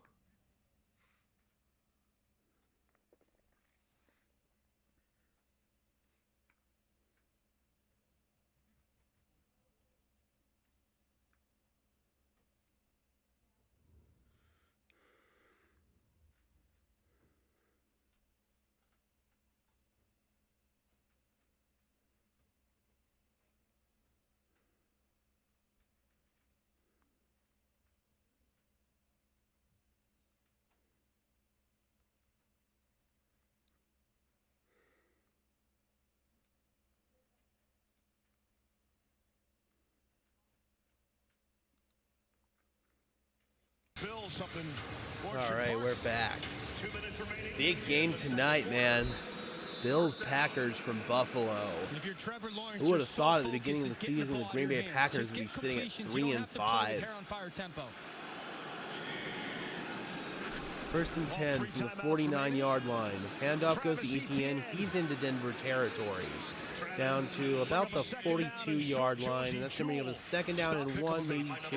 This offensive line, man, I'm telling you, Luke Fortner, Brandon Sheriff. Offered a D1. That is awesome. That's awesome. Great synergy, great, chemistry. I'm someone who found my love for this game a little bit late. I mean, I've been a Broncos fan since the age of 6, but I didn't really fall in love with football until about 15, 16. I don't know if I would have played as a kid had I found that love sooner, but overall, I feel like analyst is definitely the right path for me. A linebacker kind of walked out to him. Hey, man, check at the line of scrimmage what Trevor Lawrence did. Throw that little bubble out there so the personnel. It's awesome to see the love of the game still run strong. long. They have shown a 5-man line with just one linebacker. Second and 10 here from the 39-yard line. When teams try to do that, right? They've shown that they might need to Lawrence fires over the middle, and that is dropped by Evan Ingram. Josie Jewell had pretty good coverage on that play, but that was just a drop from Ingram. Yeah, Bubs, I wish you some serious good luck moving forward, man. That is absolutely awesome. I hope you can take your career as far as you want it to go, frankly. Thinking, well, we don't necessarily want to do that because then we're getting free access coverage to the perimeter, more man-to-man. Maybe they don't believe they match up so well with all the different options. That's it. Second and 10. A little draw here for Etienne, and that is snuffed out. That is Jonathan Cooper, edge rusher for the Broncos. Me, I did not play. Again, I didn't really fall in love with the game until I was too old to play. On top of that, I'm not sure my mom would have let me play. She's someone who's always very conscious about the health risks of football. I don't know if she would have been a big fan of me playing a contact sport.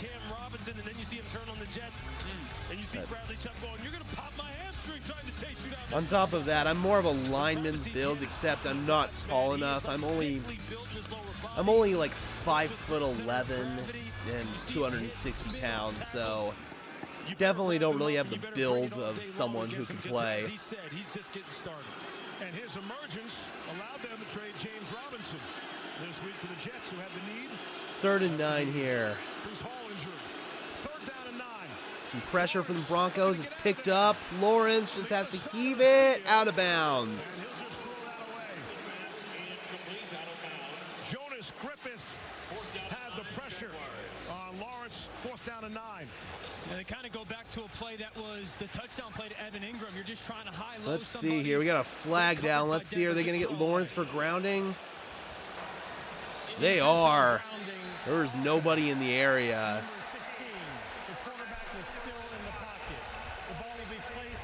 Oh, he was still in the pocket and he threw it out of bounds. Yep, can't do that, buddy. There's no receiver in the area. So, yeah. He had Christian Kirk running that little 7 route. Had he thrown it downfield a little bit 6 to 9 years old. Were you playing full contact football at that point, or were you playing flag? Timeout on 2nd down, and then the incompletion again stops the clock. Plus, yeah, maybe a fullback. That's a fullback's build.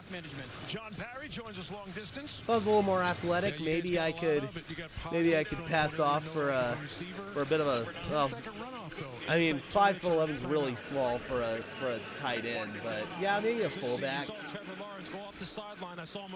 Yeah, you need to be at least probably 6'2", 6'3" to pass off as even a short tight end. If you want to just throw it away, just make it so you don't create a situation where you have an intentional grounding type of situation. So we're going to have about a 1-minute drill here for the Broncos. Logan Cook is on to punt here.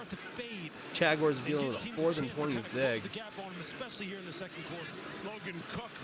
He's going to back up Montreal Washington inside his 10. Circles. Washington is tackled inside the 10. He's taken down inside the 10-yard line by Jermichael Hasty, the 46-yard punt. And I mean, coming out of the locker rooms, they've been terrific. Yeah. Right out of the opening locker room, out of halftime, they've been great. Second and fourth quarter, not so good. So the second quarter and fourth All right, quarter. we got to get some easy completions on this drive. Drill is a perfect example of it.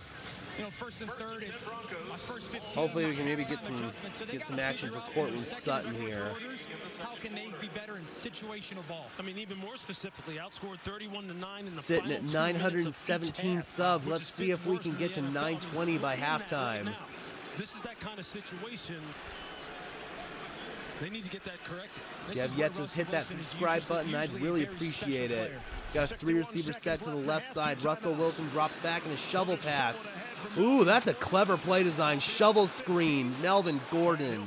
Got Dalton Reisner blocking in front. He absolutely lays a block. This isn't fair, right?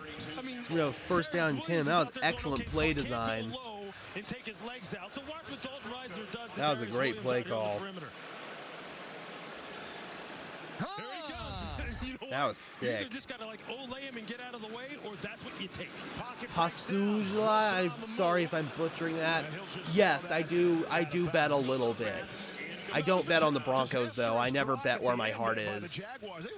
Otherwise though, I do occasionally bet some prop bets, and I'll throw a little bit of money on a spread that I really like. Nothing too crazy, but I do partake a little bit. We're going to run a highlight and a replay on you like we just did. Yeah, if you're Russell Wilson right now, no real short completions do any work. You're trying to get chunks. 2nd and 10 from the 20. Russ trying to draw him off sides with that hard count. You're going to get a too high safety shell, right? Both these safeties are going to drop back. They're your read. If that's the case, you work the middle of the field. And Russ does not like working the middle of the field, so this is going to be interesting. Russ fires along the sidelines, complete to Jerry Jeudy. And that's going to be another first down. Broncos made a conscious effort to get Jerry Jeudy the football the last couple of weeks, and he's delivered the goods. Yeah, KC Syndicate. I remember the days when our roles were switched, man. Broncos were the team dominating the AFC West, and Chiefs were the basement dwellers back in 2012, man. Those were the good old days. Quick throw along the sideline. Dulcich doesn't get out of bounds, and the clock's going to continue to run. Denver needs to burn a timeout here, and they do. There's an injured player down. Oh, there's an injured Bronco. Oh, no, it's Cushenberry. Oh, that's not good. Never want to see that. 10-7, we'll step out. So now I imagine maybe Graham Glasgow is going to come in at center. This is NFL Plus, and this is...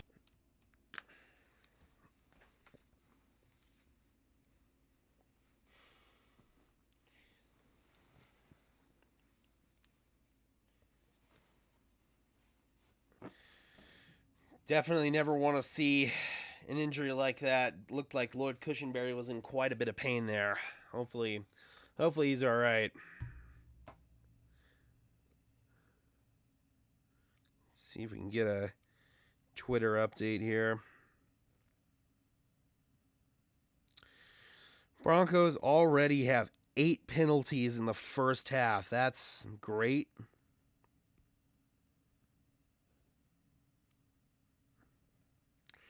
And he's able to walk off under his own power. Thank goodness.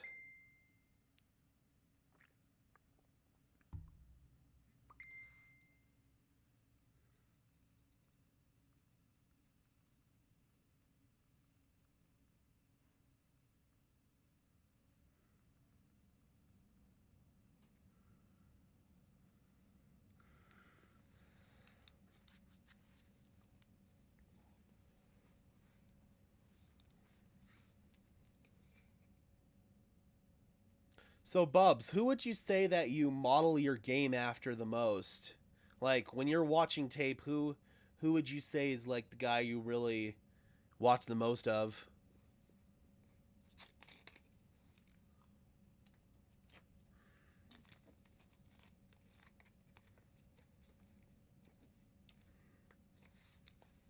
I will admit, man, as far as linebackers go, there's not much that can get me excited as much as Luke Kuechly tape, man. That dude is such a... I wish that we didn't get robbed of his career early. I wish he could have gotten more playing time, man. Luke Kuechly was one of the most fun players to watch on tape. All right, we're back. Graham Glasgow is in at center. We got another plot in here. Glasgow will snap it. Hey, KC Syndicate, can you take care of that bot for me, please? Broncos have one timeout. Or one of the mods. 2nd and 1. It's Dulcich in motion. Russ pulls it down, fires over the middle. It's complete. Melvin Gordon across the midfield stripe. Yep. First down Broncos. Hit hide user from... Yeah, there you go. There you go. He's gone. Seconds left. So now Appreciate with it. 15 seconds left, one timeout. You're looking to gain, if you're Denver, another 8 to 10 yards to feel good All about right, Brandon, you got 15 McManus. seconds. Trying to get him to 12. You need to get McManus realistically about 5 more yards, and there's a whistle. Yeah. That was great. Denver's trying to get Jacksonville there first. This will be a 30-second timeout. Jaguars burn a timeout here. Denver was trying to catch him with 12 men on the field, and Doug Peterson realized it and burned a timeout. Listen, this started off rough for Russ. Denver nearly had a big break there. But Dougie T caught it. Look, Jerry Jeudy is he's a problem in the slot. Nathaniel Hackett told us that's where they like to use him. That's where the majority of his plays are coming from. And then he's also a guy who's good with the run after the catch. That would be probably 98, Thomas, because that 98-99 was John Elway's final year. You're trying to get 8 or 10 yards. If that happens, you wait till about 3 seconds are left on the clock. I still remember a couple years ago, you guys upsetting us in the playoffs prior to that. That was... I mean, obviously, I don't remember it. I wasn't born yet, but... Russell Wilson sacked. And the Broncos are dumped out of field goal range. That was the one thing you couldn't do, was take a sack. You got to get rid of the ball if nothing else, dude. You can't take a sack there, Ross. Got a wide open Greg Dulcich. Oh my God, Russ. I don't know if he didn't see Dulcich there. He had to have not seen him. All right, KC Syndicate, take care. And this defensive line, that's how you make them pay when they have backups in the game. That's a bad miss by Russell Wilson. You're pulling that to throw that out to Dulcich. Get it out on time. You get 10 yards. You got a field goal. That was the one thing you couldn't do, was take a sack. Now you're backed up with 3rd and 17. Just try to get that little chunk over the middle here. 9 seconds to play in the half. Comes more pressure. Wilson fires, and it's nearly intercepted. He was looking for Hamler downfield. Andre Sisco, and just nearly intercepted it there. Got 3 seconds left, and I have to imagine maybe a Hail Mary attempt here. At the end of the year, no one's going to say, well, what kind of interception? You got 3 seconds, it's 4th down. I'm thinking probably a Hail Mary. Would have been the good kind of interception. Yeah, exactly. The kind that gets you paid, baby. Well, Andre Sisco is a great story. A guy who and there's Lloyd Cushenberry walking off pretty gingerly to the locker room. There's nothing he can't do. He was an intercepting demon in college at Syracuse. It's going to be a pretty long Hail Mary throw here. Russ climbs, and he's just going to throw it out of bounds. They're not even going to try to look in the end zone, and we're going to halftime. 10-7. Oh, Jesus. Why did I click that? All right, folks, we are at halftime, 10-7.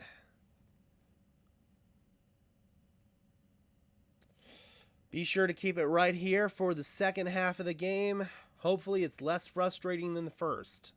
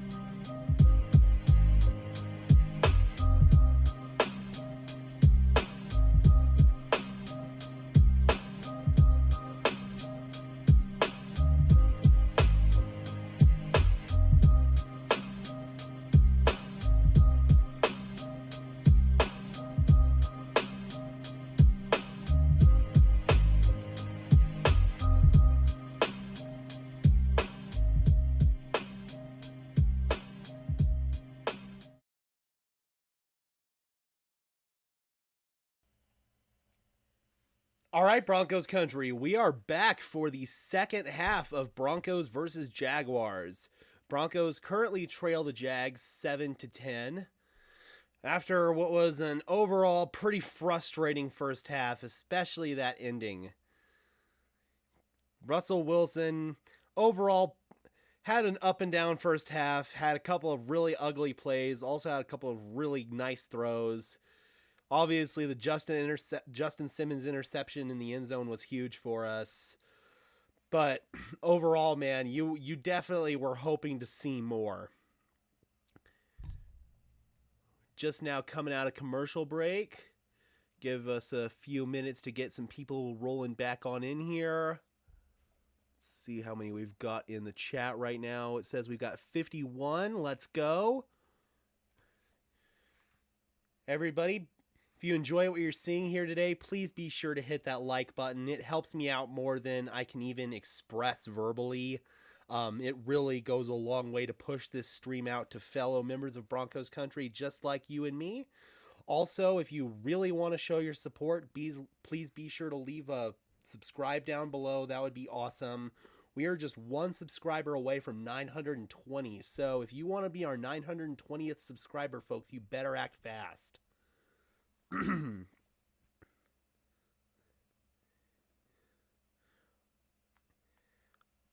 All right, and the second half is underway. McManus kicks off. Chris Claybrooks, some trouble, picks Chris it up. Claybrooks receives for the Jags and brings it down to about the 24. Steve, we're about to see this Jaguars offense, and Doug Peterson pleased with what he's seen so far other than the red zone interception by Trevor Lawrence. When he came out on the field after speaking with me, Peterson gave Lawrence a big hug. He also told me that they're going to continue to feed the ball to Travis Etienne. Look for more of that here. One thing I want to correct, guys, I reported that Russell Wilson was getting ice on his shoulder. It's actually heat, but he is completely healthy. Welcome news. Etienne gets First and 10, Etienne is stuffed. Pick up a one. Nick Benito is there.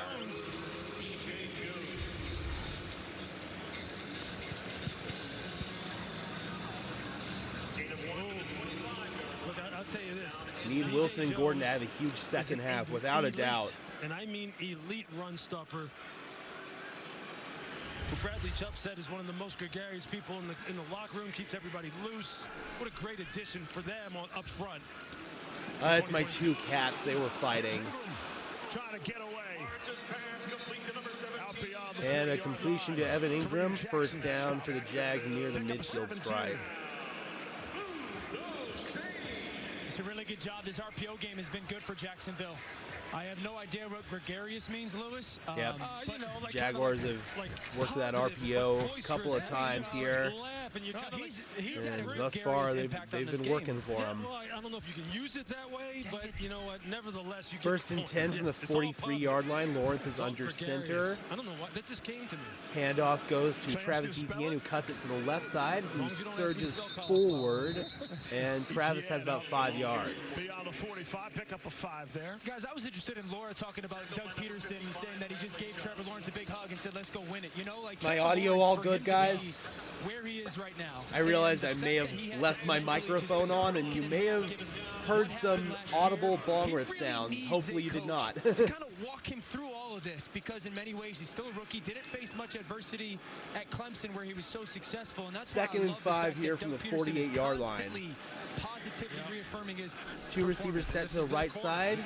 Another RPO and a quick completion. That is Zay Jones, and he's going to be close to the line again. They're going to mark him a little bit short there. Rookie Damari Mathis was in coverage for Denver. Performance, QBR, everything, yards per game, the ownership, the confidence he's instilled to him as a young man. Yeah, and you know the message, the philosophy, the attack is and it's going to bring up a third down and a pretty short one here. Doug is leading the charge. There's no infighting about how we should use this guy. It's all positive reinforcement. There are better players around him. It's all from the Denver 47. Lawrence in the gun. Handoff goes to Etienne. He's got the first down. and more. He continues to chug and is finally spun down by Kareem Jackson. That was a hell of a run by Travis Etienne. They pull the guard, or yeah, it looks like they pull the left guard there. And that springs free Travis Etienne. That's good play design there by the Jags. I've been saying this since the beginning of this game. This offensive line is built. And it's going to be a first down and 10 from the Denver 41 now. Travis Etienne is averaging 7.6 yards per carry so far. You're not going to win if you allow your opposing running back to do that, but that's a nice tackle in the backfield. PS2 on Jermichael Hasty. What a play by Pat Surtain. That was a loss of almost 5 yards. Big play by PS2. They were just trying to hit the back on the little swing route there, and PS2 read it the whole way. I'm going to face you up. I'm going to wrap you up. PS2 says, get the hell out of here, man. Just spins him to the ground for good measure, too. They talk about him like he's a PS2, man. That's all I got to say. Second and 14 now from the Denver 45. Evan Ingram goes in motion. Lawrence in the gun, back lined up to his right. Lawrence dances. Lawrence loses the ball! Lawrence loses it! Let's see who comes up with it. It looks like the Jaguars may have come up with it. Looks like Tyler Shatley, the guard, or let's see who's got it. Nick Bonito forced it, and Shatley recovers for the Jags. Ooh! Bonito beats Cam Robinson on the inside and just whacks it right out of Trevor Lawrence's hands. That was almost Von Miller-esque there from Nick Bonito, man. You gotta love that. I just wish we could have come up with it. That was still a big play. Loss of 14 and it's 3rd and 29. And Jacksonville is just going to run it with Hasty, and he is going to be well short. Good stance from the defense there. We needed that. Let's go! Now Jacksonville will punt. That was a good stop. 54 people in chat. It is, but you know what? I'm going to cut them some slack only because of the defense they're playing against. That's fair. That's fair. That's all I'm going to do. And they're winning the game 10-7. And this Denver defense continues to show out. And we have officially hit 920 subscribers. Thank you so much to each and every one of you guys. Helps me achieve my dream of doing this full time. Once we hit 1,000 subscribers, we can get this YouTube channel monetized, guys, and that'll just allow me to bring even more Denver Broncos content to you. So let's see if we can hit 925 subscribers before the end of the third quarter. We've been doing such a good job here, guys. I'd really appreciate it if you could help me out and get to 925 subscribers by the end of the third. Oh, and I gotta mute that because I don't want to get a copyright claim. That was a big stop there by the defense, man. Now let's see if the offense can finally get their rear ends in gear.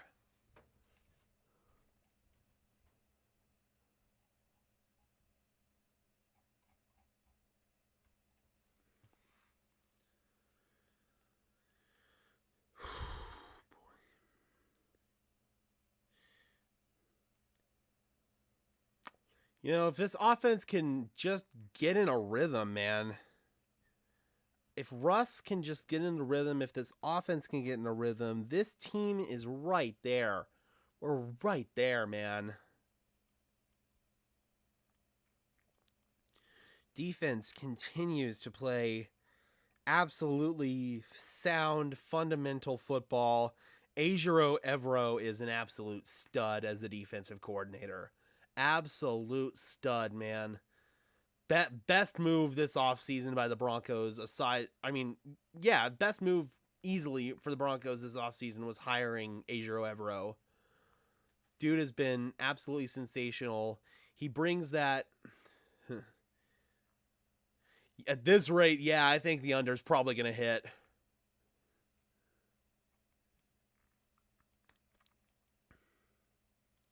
I can easily see this being like a 17-14 ball game or something along those lines.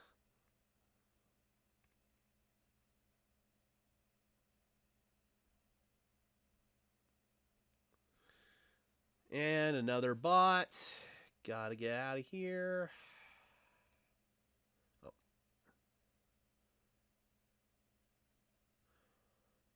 Thank you, D-Rock.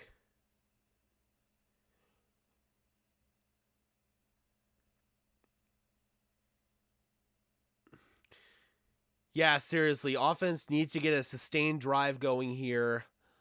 Allow the defense to take a breather, get at least a couple of first downs, at least try to get into field goal range. We need the points. So this is where establishing the run game is going to be pretty critical here. I hope Hackett just commits to it. We are back. And we're backed up at the 2-yard line. Fires over the middle. It's Greg Dulcich, and Dulcich to about the 20-yard line. No, Bubs, I don't work for the NFL. I work for me, myself, and I. I just cover the Broncos, so I put NFL in my Twitter handle just so people know which Gage Madrid it is. Handoff goes to Murray, and Murray gets 4. Let's see if we can sustain this drive here, man. We got out from backed up in our own end zone. Now it's time to get that running game going. That was a good start there. Kenny G. Dulcich, where'd you get that nickname from? I know these plays. I've run these plays for years and years and years, but I haven't run them with Wilson. And I need to see how he sees those things in game. 2nd and 6. To figure out how I'm going to teach him to get through it. 2nd and 6. Over the middle, it's complete. That is Greg Dulcich. That looked like an RPO there, and Greg Dulcich just working a little glance route there. Great job. Russell Wilson knew exactly what coverage the Jags were in and found the way to exploit it. Just up the seam, actually. That wasn't even really a glance route. It's all about the hair, baby. This is a good drive so far. Now we need to keep the run game. Murray. Exactly what you want there. He gets 4. We're seeing this Broncos offense. Let this clock continue to tick down. Graham Glasgow's in there at center. The well-experienced interior offensive lineman had some issues at guard, so hopefully he's a little bit better at center. A little bit of that as well. You know, like as much as we live in this world of trust your pocket, you've got to do a good job of understanding who's in the game, and we're starting to see that a little bit with the ball coming out so quickly. 2nd and 5 from the midfield stripe. Wilson dumps it underneath Jerry Jeudy. Jeudy lowers his shoulder, and he's going to be a little bit short there. Ran into Devin Lloyd and Tyson Campbell, it looked like. Absolutely, D-Rock. Even a field goal here would be huge. That is an amazing stat. This is also the quarter that Jacksonville gets going. But yeah, look, this is a nice start. And it started off from the very first time Russell keep it on the ground. Keep feeding Latavius. Everything mentally had sped up for him. Quick throw underneath. It's complete. That's KJ Hamler. About a 5-yard gain there. And Broncos continue to move the ball. This is a good drive. Inching pretty close to field goal range already. 2nd and 5 from the 39. Wilson climbs the pocket, fires, deep ball. Dulcich! Dulcich is down to the 1. Big play. Greg Dulcich again. And this has been the Greg Dulcich drive. Let's go! Let's go! Down to the 1. They run a couple of swing routes here, and they just hit Dulcich on a wheel. He gets completely lost in the coverage. 1st and goal from the 1-yard line. It's Gordon. He's stuffed at the line. Once again, we get in shotgun at the goal line. And what happens when you get in shotgun at the goal line? Hint.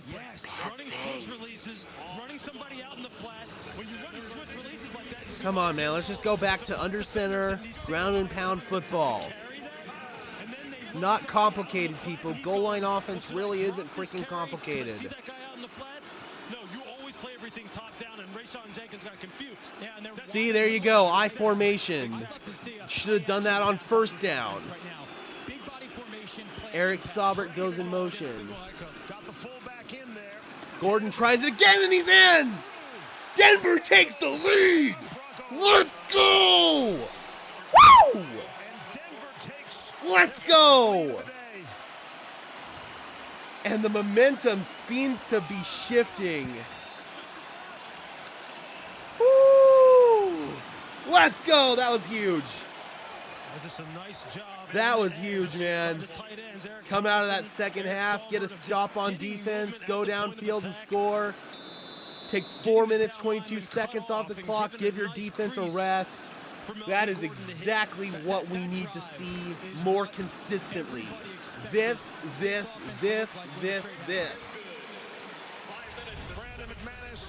Let's go, baby. That was the Greg Dulcich drive, man. That was awesome. Let's go.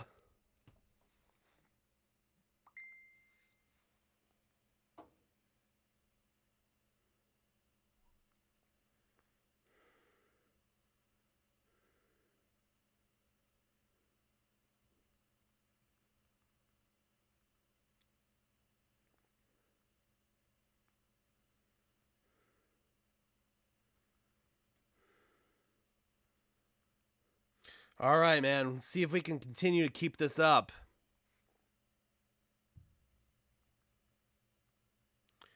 That was a great drive.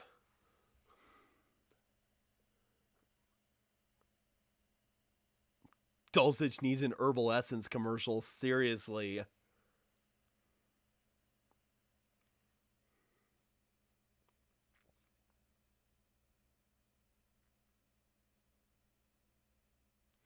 Yeah, I'm more of a Suave with keratin guy myself. I know Suave isn't the most luxurious brand out there, but their line with keratin's actually pretty good for curly hair like Dulcich and myself.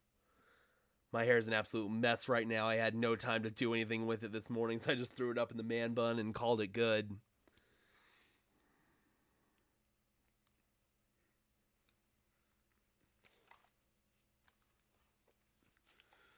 All right, man. The momentum seems to have finally shifted to the other sideline. Let's see if we can sustain that. That was a good mix of run and pass there on that drive offensively. Hopefully next drive we can commit a little bit more to the run, because we just want to essentially play that keep away offense at this point and essentially just preserve that lead. Yeah, that score was huge for us, Bubs. That score was absolutely huge. That's exactly what we need on offense, man. Sustained drives. Allow Russell Wilson to hit those layup shots, man. For this past several weeks, he just hasn't hit those, so it's good to see him finally start to hit those. That gives me a lot of hope. Yeah, man. Let's see if we can take this momentum and turn it into a defensive score, man. That would be awesome. 9:30 in the morning, man. Whew. I'm not used to getting up this early for football. These past few weeks of international games have really thrown my clock off. I basically operate on football time pretty much the whole week, so anytime we have these international games, it always throws you off. Yeah, man. Alberto, he's been inactive the past 3 weeks now, so I wouldn't be surprised if they try to move him at the deadline. All right, we're back. They have the lead, though, here in the third quarter. That was a timely drive. And it was a drive that was a great drive. Great drive. Russell playing fast. 47 people in the house. Game needs to slow down for people. No, for Russ it needs to speed up, and it showed right there. Sure. And they had some great play calls against what Jacksonville was doing schematically as far as putting some people in conflict, and they were making the wrong decisions. Russ was finding the right people. Yeah, the international games are fun. Yes, Denver is 2-5. Both Denver and Jacksonville are 2-5, but Honestly, Denver's 2-5 feels a hell of a lot different than Jacksonville's 2-5. Watch what happens to him as he sees this back coming out here in the flat. Widen. You see what Dulcich does? He needs to carry that and not worry about that little flat route because that's not going to hurt you. Yeah, you guys out over there in Hawaii are definitely that's commitment, man. Exactly. Gotcha. He just needs to see it, carry it, and then rally to that flat route if they throw it.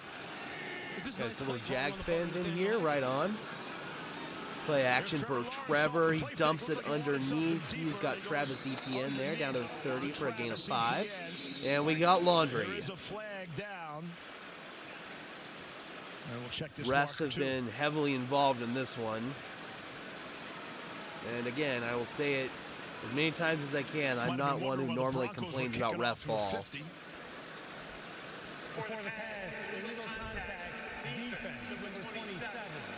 On Damari Mathis. As they said in the beginning, they were going to enforce that illegal contact pretty heavily this season. What's happened here? Picked up a 15-yard penalty. Oh, Jaguars got a penalty on the PAT. Looks like one of the Jaguars was talking some crap. Again, I'm not a big fan of those kind of penalties, but I'll take it. And now we got another carry for Etienne. He bursts forward to about the 40. Yeah, man. That's what an undisciplined football team does. They shoot themselves in the foot with penalties. That's bad coaching. Oh! K-Jack should have gotten a foul there. That's helmet to helmet on Etienne. Look, man, I love me some K-Jack, but the man, he definitely makes some questionable tackles. We'll just say that. Little toss to Etienne. He's got a first down, able to make the first man miss. Singleton was in there initially. All those use of helmets are really difficult based on the speed, but it requires a delivery. I think this player is bracing. There is okay, you know, looking at it from the other angle, it looked like K-Jack was trying to lower his shoulder, but he ended up making helmet-to-helmet contact. I see why it was a no call. Still, though, you need to try a little bit harder to lower your shoulder if you're K-Jack there. Etienne, again, they're feeding him heavy on this drive. Clock ticking down. About 3.5 minutes left to play in the third quarter. What's awesome about these international games is you look in the stands and you see all kinds of different colors. There are literally fans of all 32 teams in there. There are people in there who don't have a team that are just barely getting into American football. These international games are awesome. I'm really excited to see the game in Munich here in a couple of weeks. Under center is Lawrence. Fires a screen for Manhurts. And he is blown up. That is Josie Jewell blowing up that tight end screen. Big play there. Bring up a third down here for the Jags. Defense needs to get off the field here, man. Alex Singleton a ton. You're going to get a play-action pass screen versus pressure. You cannot dial this up better. This moment right there. That was a great play by Josie Jewell, man. It is so good to have him back. Currently sitting at 920 subscribers, folks. Let's see if we can get to 925. 3rd and 8 from the 44-yard line. Lawrence drops back, fires, and it's incomplete. Trying to hit Marvin Jones on that comebacker. Ball a little off target there, and that's going to bring up a 4th and 8 and a punt for the Jags, and the defense holds strong again. Great job, man. This defense is keeping us in there. You got a clear sight line. You got to put that on him. That's got to be a first down, and you're still moving down the field. Those are the kind of things that are going to stunt the growth of this football team overall if you can't hit those. I mean, it's hard enough going against this defense because of all the things they do. 4th and 8. Here's the punt. Washington from his 14 across the 20 to the 25. Pretty good return there from Montreal. All right, man, let's see if we can have a repeat of that last drive. Sustained runs, hit those layup shots through the air, and just take some time off the clock, man. Hey, D-Rock, man, let's see if we can break 16. Because we've yet to be able to do that this season except for in the Raiders game. So let's see if we can get that monkey off our back.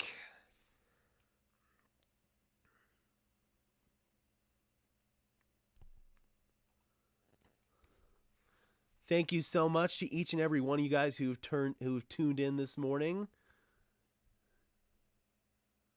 Oh, okay. I thought we almost had a technological disaster there.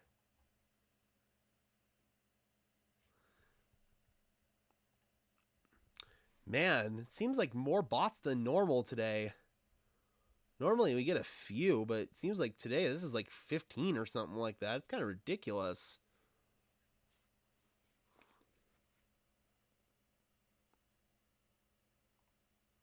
Seriously, man, keep feeding the hair.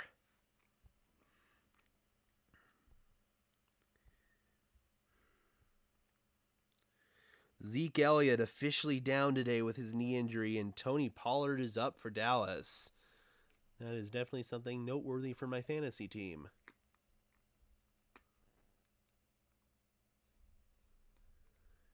I believe Zeke's only missing like his second game of his career due to injury. Obviously, he had that suspension back in 2017, but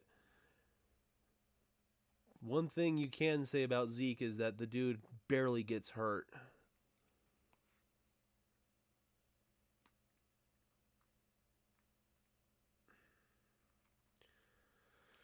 You know, Bubs, the AFC is honestly a lot more wide open than we thought it was going to be at the beginning of the season. So if Denver can get on a hot streak, we can absolutely get ourselves back into the thick of things.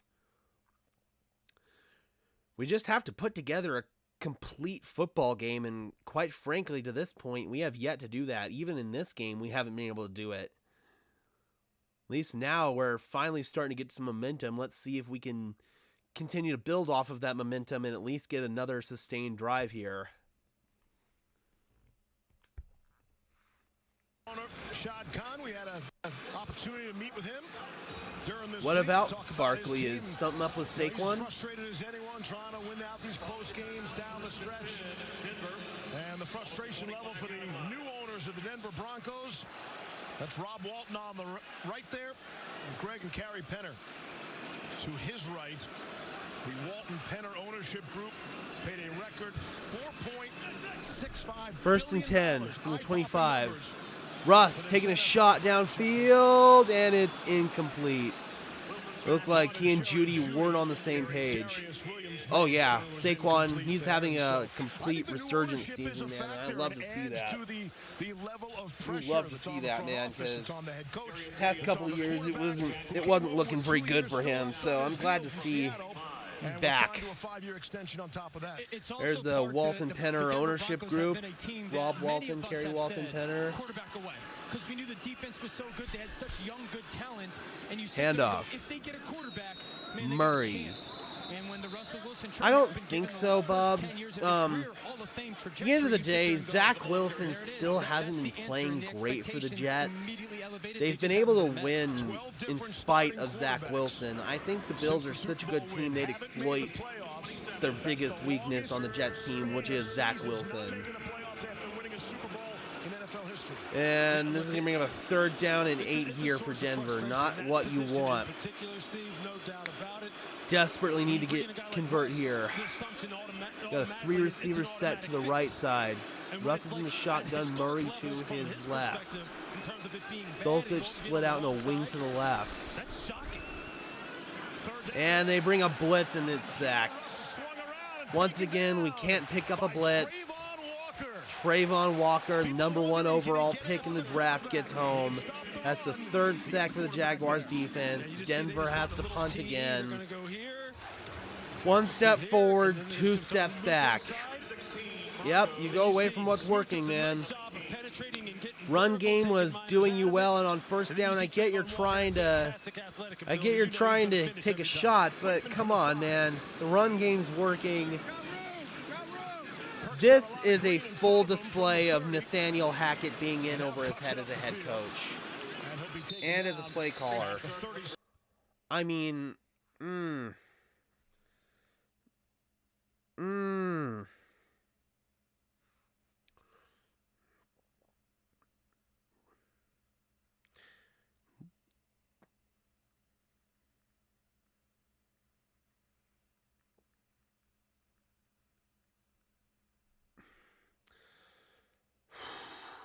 God, seriously. It's like Nathaniel Hackett overthinks himself. Classic ground and pound football is what was working, and oh God, Denver jumped off sides. There's a lot of tantrums going on the field right now. Draymond Jones is sitting there saying, "Look, Brandon Sheriff is rocking in his stance." He did. Sheriff. I think they're gonna get Jacksonville here. They're gonna get Brandon Sheriff, I think. Right there. He moves right there. What are you guys watching? Let's see. Brandon Sheriff is. They are gonna get Jacksonville. There you go. I will take that. Now give him an ice cream. In fairness, man, as much as Denver's been shooting themselves in the foot, Jacksonville's been doing a pretty good job of doing the same thing. And see if the officials might have missed something here. Oh, come on! That was a face mask on Smoot! What the hell? What the hell? Pick up a break there. First down and 15. Oh my God. Yeah, the officiating has been absolutely terrible today. Lawrence on the roll, and he just has to throw it in the ground. I agree, Bubs. If Javonte were here, I honestly feel like it would be. But granted, our run game's been doing a pretty good job. We just haven't committed to it. We're running the ball well, and then Hackett decides to dial up a shot play on first down. Second down, you get a 2-yard run, and then third down, you're left on a 3rd and 8. Nick Benito. You know, this is where Jacksonville offensively. Even with Javonte, you're not going to win like that. They don't necessarily have a true identity. They just throw a ton of things at defenses. This is the moment you'd love to have something hang your hat on. They just don't have it. 2nd and 15. Lawrence sets up a screen to ETN, and Josie Jewell is all over that.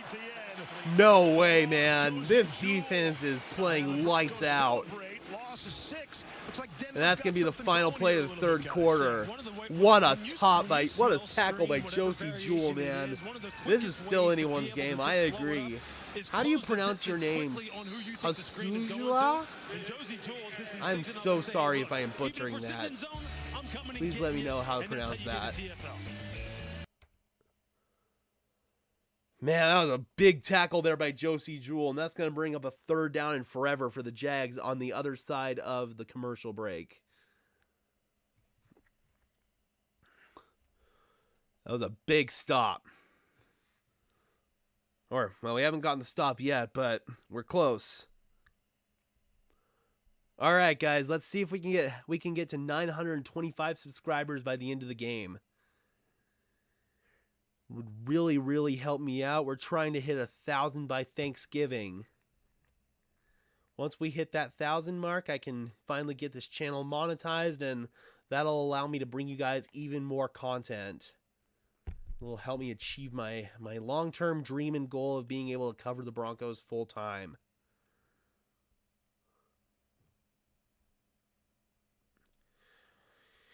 It's at this point, something's got to give, D-Rock. Something's got to give. Like, it's ridiculous, man. The dude is terrible at the structure of at structuring play calls, man. I mean, he dials up some good stuff on occasion, but his overall just play sequencing from one down to the next down is just terrible. He doesn't build off the run game in the play action game. He doesn't use his plays and build off of them. He's playing chess, or he's playing checkers while the rest of the league is playing chess. Finnish word, okay.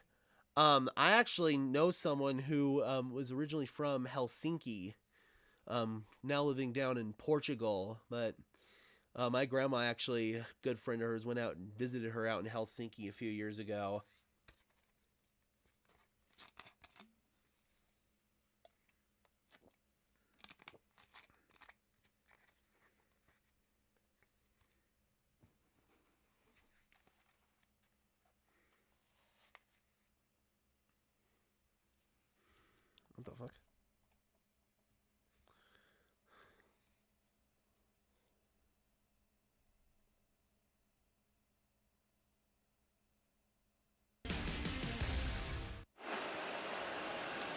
This afternoon's attendance here at Wembley, 86,215 in attendance. New UK record.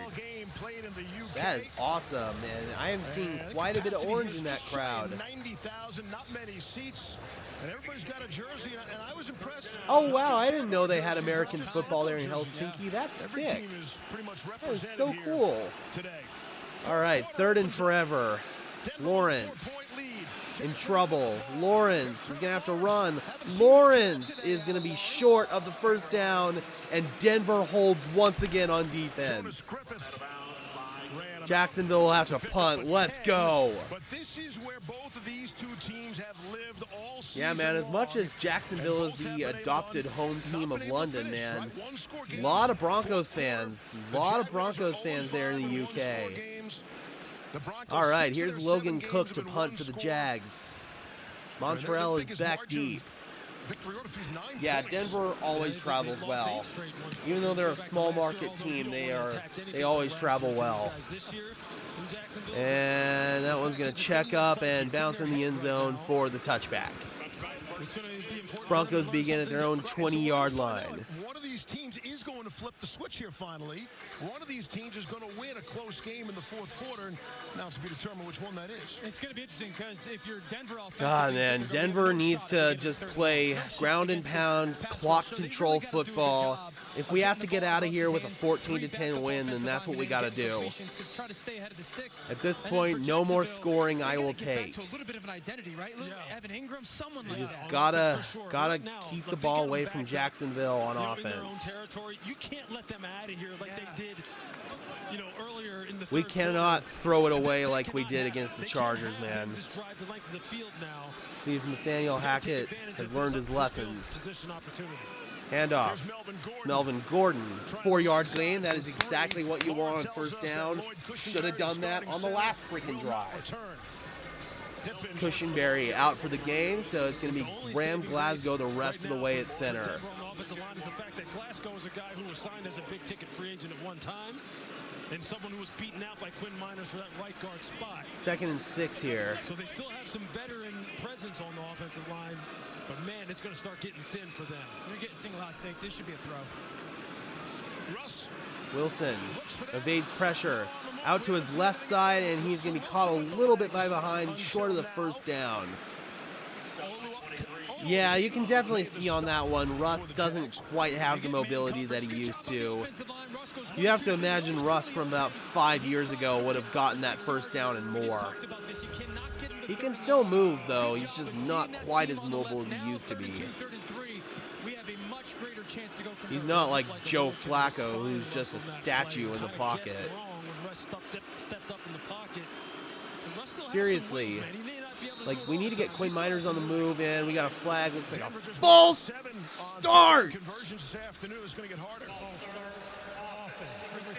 Yeah, a 3rd and 2, and we just turned it into a 3rd and 7. That's Reisner. It's on Dalton Reisner. And Cushenberry had both played every offensive snap this season. Look at Reisner there, though. Snap the ball. Oh, that's on Glasgow. Glasgow didn't snap the ball. That's on Glasgow. Reisner was telling Glasgow to snap the ball in a more timely manner. Had 10 in the first half. 3rd and 7. 3rd and 7 now. Oh, and the screen is batted by Arden Key.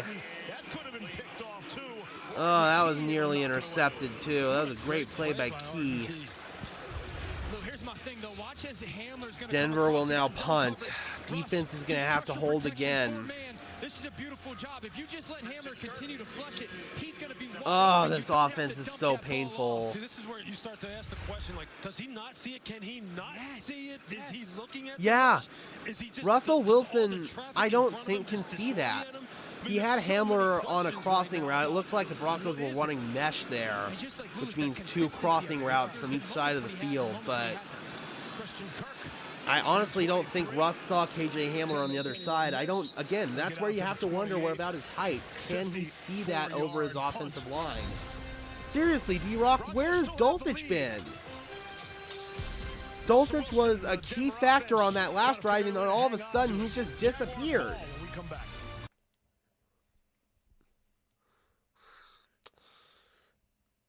You know, Russell Wilson hasn't played too bad, but Nathaniel Hackett has just been an absolute train wreck today. Like, Russell Wilson really has not played bad at all.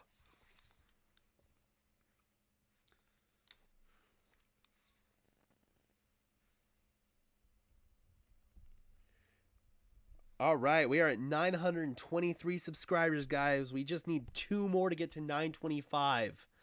Again, I really appreciate this, everyone. It really helps me out more than I can even express. The key to cracking the YouTube algorithm is engagement, engagement, engagement. Oh, man, this game. Can I just get one Broncos game that doesn't give me a heart attack, please?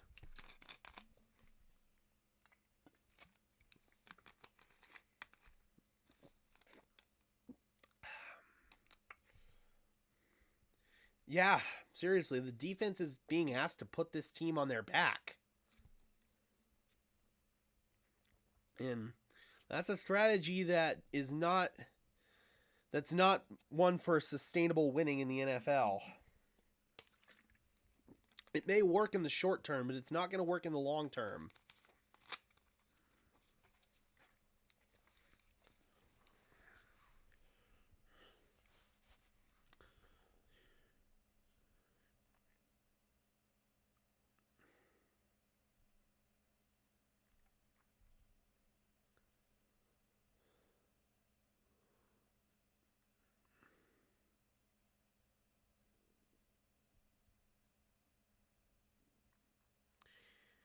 Yeah, it's frustrating, man. The last time we saw that formula work realistically was 2015 when we won the Super Bowl. That's the last time I saw any team use that formula and it works. Russell Wilson is dangerous to fans' hearts. Yep. Again, though, honestly, Russ hasn't really played too bad in this game. The play calling and the play sequencing has just been terrible on offense. And then, obviously, all the penalties, that's just undisciplined, sloppy football. At the end of the day, that's coaching. 1st and 10, and Etienne springs another big one. Ooh, that was close. Surtain caught him there. That was going to be a gain of about 7. He's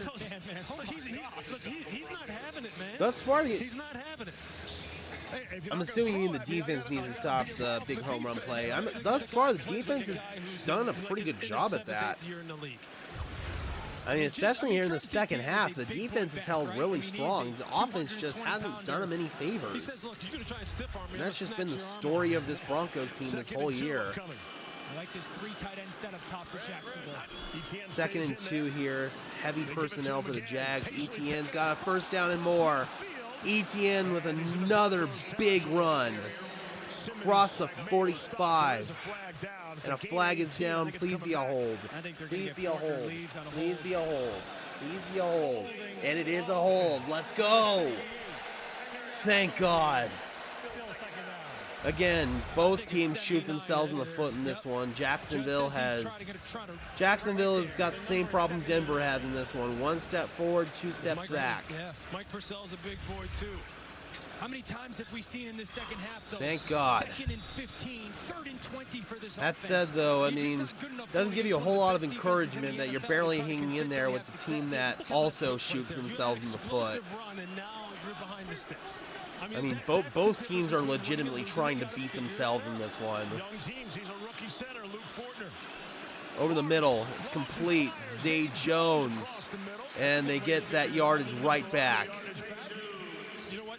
This is a great job of high-lowing the flat defender in the cover 4. Yep. You're running a little. We're hanging in there, Bubs. Our defense has been, as usual, our defense has held strong, but our offense just hasn't been able to return the favor. You see Evan Ingram right there? Right against Jonas Griffith. Offense had one good drive there coming out of halftime, and after that, they've just stalled. Play calling's been questionable. 1st and 10 here for the Jags. Play action for Lawrence. He's going to throw it across the middle. He was trying to set up a screen, and that was too high. I don't know if that was a great play design. Nick Benito was nearly there to bat it down. That was a good throwaway by Trevor Lawrence because that was a really crappy play call. Sorry, Kerry, I can't do that. YouTube would take the stream down faster than I could say it. Best I can do is the game audio. Second and 10. Second and 10. It was an RPO, and they give it to Etienne, and he gets 9. Travis Etienne has been a problem for us in the second half. And you know the Jaguars are just going to continue to ride him. Be a football expert or analyst about to notice an explosive, sudden body as an athlete. Travis Etienne, when he gets it going, yeah, defense has been all over the Jaguars screen game pretty much all day. That's why they felt as though James Robinson was this team's pretty well disciplined on defense. They're horribly disciplined on offense. Travis, when we're talking about his durability, he's going to have to. Hey, and that tells you which coaches are doing a good job and which coaches are not doing a good job. 3rd and 1, Trevor Lawrence sneaks it, and he's got about 3 on the sneak, the big 6'6" frame. Plowing forward. These 3 defensive linemen to be there. Now it opens up that A gap. Trevor Lawrence follows it. So this team, Jacksonville, and Jaguars are going on a pretty good drive here. Denver needs to get off the field. They're already damn close to field goal range. Denver needs to get a stop. Wait a minute. Yeah. Who's eligible? How do we reset the front? Yeah, man, the ETN numbers are not going to be pretty to look at. Jacksonville, clock ticking, 5, 4. They need to call a timeout. If they get this away. They just got it away. Good hustle. Here's Etienne. ETN's only got a couple there. Josie Jewell, among others, were in there. Jewell's had a really nice game today. Made the stop. Got to get off the field here. When we talk about Travis Etienne and we talk about Cortland, the big boys in this game are going at it in the trenches, man. I mean, they are going at it, and that ultimately, mark my words, at some point here in the next 9 minutes is going to be what decides this game. Who's going to control the second and 9? Here? Because it looks like this is going to be the Travis Etienne show, Dan. I love that. I would love to see some zone read stuff, Lou. Little RPO here. Lawrence pulls it down, fires. It's batted and incomplete. Nearly intercepted by Justin Simmons. K'Wan Williams in coverage. Nearly had another interception. And then you're taking your little bit of shot versus man coverage, trying to get the cross there. There comes Marvin Jones on the right side of the screen versus man coverage. Good protection, right, Lewis? Yeah, man coverage outside leverage. That's a great play by K'Wan. Look, hey, I was about to say that. Look, when you're chasing someone across the field, outside leverage, middle of the field safety help, it's the hardest thing to do because you're already at a great play deficit there. To chase him down, and K'Wan's the man. That guy is an absolute stud in the slot. 5 years in San Francisco. 3rd and 9. Got paid to come to Denver. 3rd down and 9. Pressure. Lawrence is sacked, and there's a flag. See if it's an offensive hold. Draymond Jones gets the sack. Lawrence is down on a knee. He gets up slowly. And let's see if this is a hold on Jacksonville. And it sure is. Denver's obviously going to decline that. Let's go. Let's go, man. Defense once again. Sacks on consecutive plays last week. 14 times. Bradley Chubb, what did he tell us yesterday? On defense, they're playing lights out. Offense has had a couple of good drives, but they still continue to make stupid mistakes. Under your chin, on So, your yes, a little better. And he said, no, I'm not saying that. Well, yeah, you are. 4th and 15. This defense has been lights out here in the second half. Sheriff on skates right there. Had him on skates. Great pass rush. Cook's last punt went for 63 a season long. I mean, William, there are ways to see the game for free. They're just not exactly legitimate. 42 yards on the punt. Chris Claybrooks was right there. You think you can catch a punt, Steve? Spiral or end over end? Jeez. All right, Aussie. Deer kayak, camp stove, hammock, and tent. Let's go. My all-wheel drive is ready to take us places.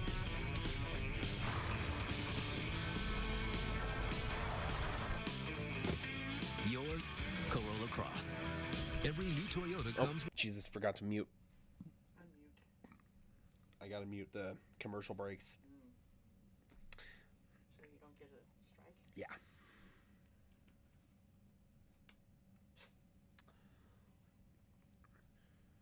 All right, man. Once again, defense holds strong.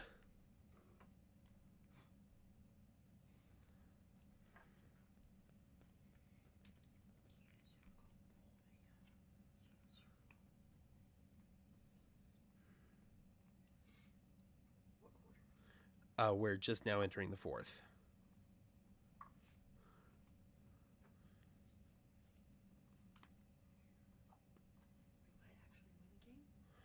I'm hoping so.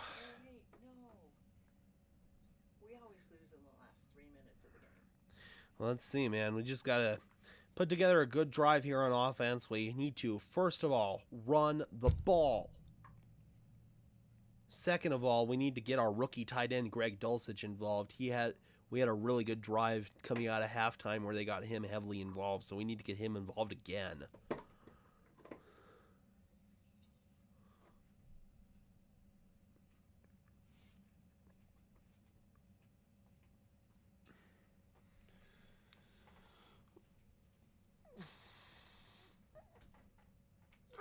Man.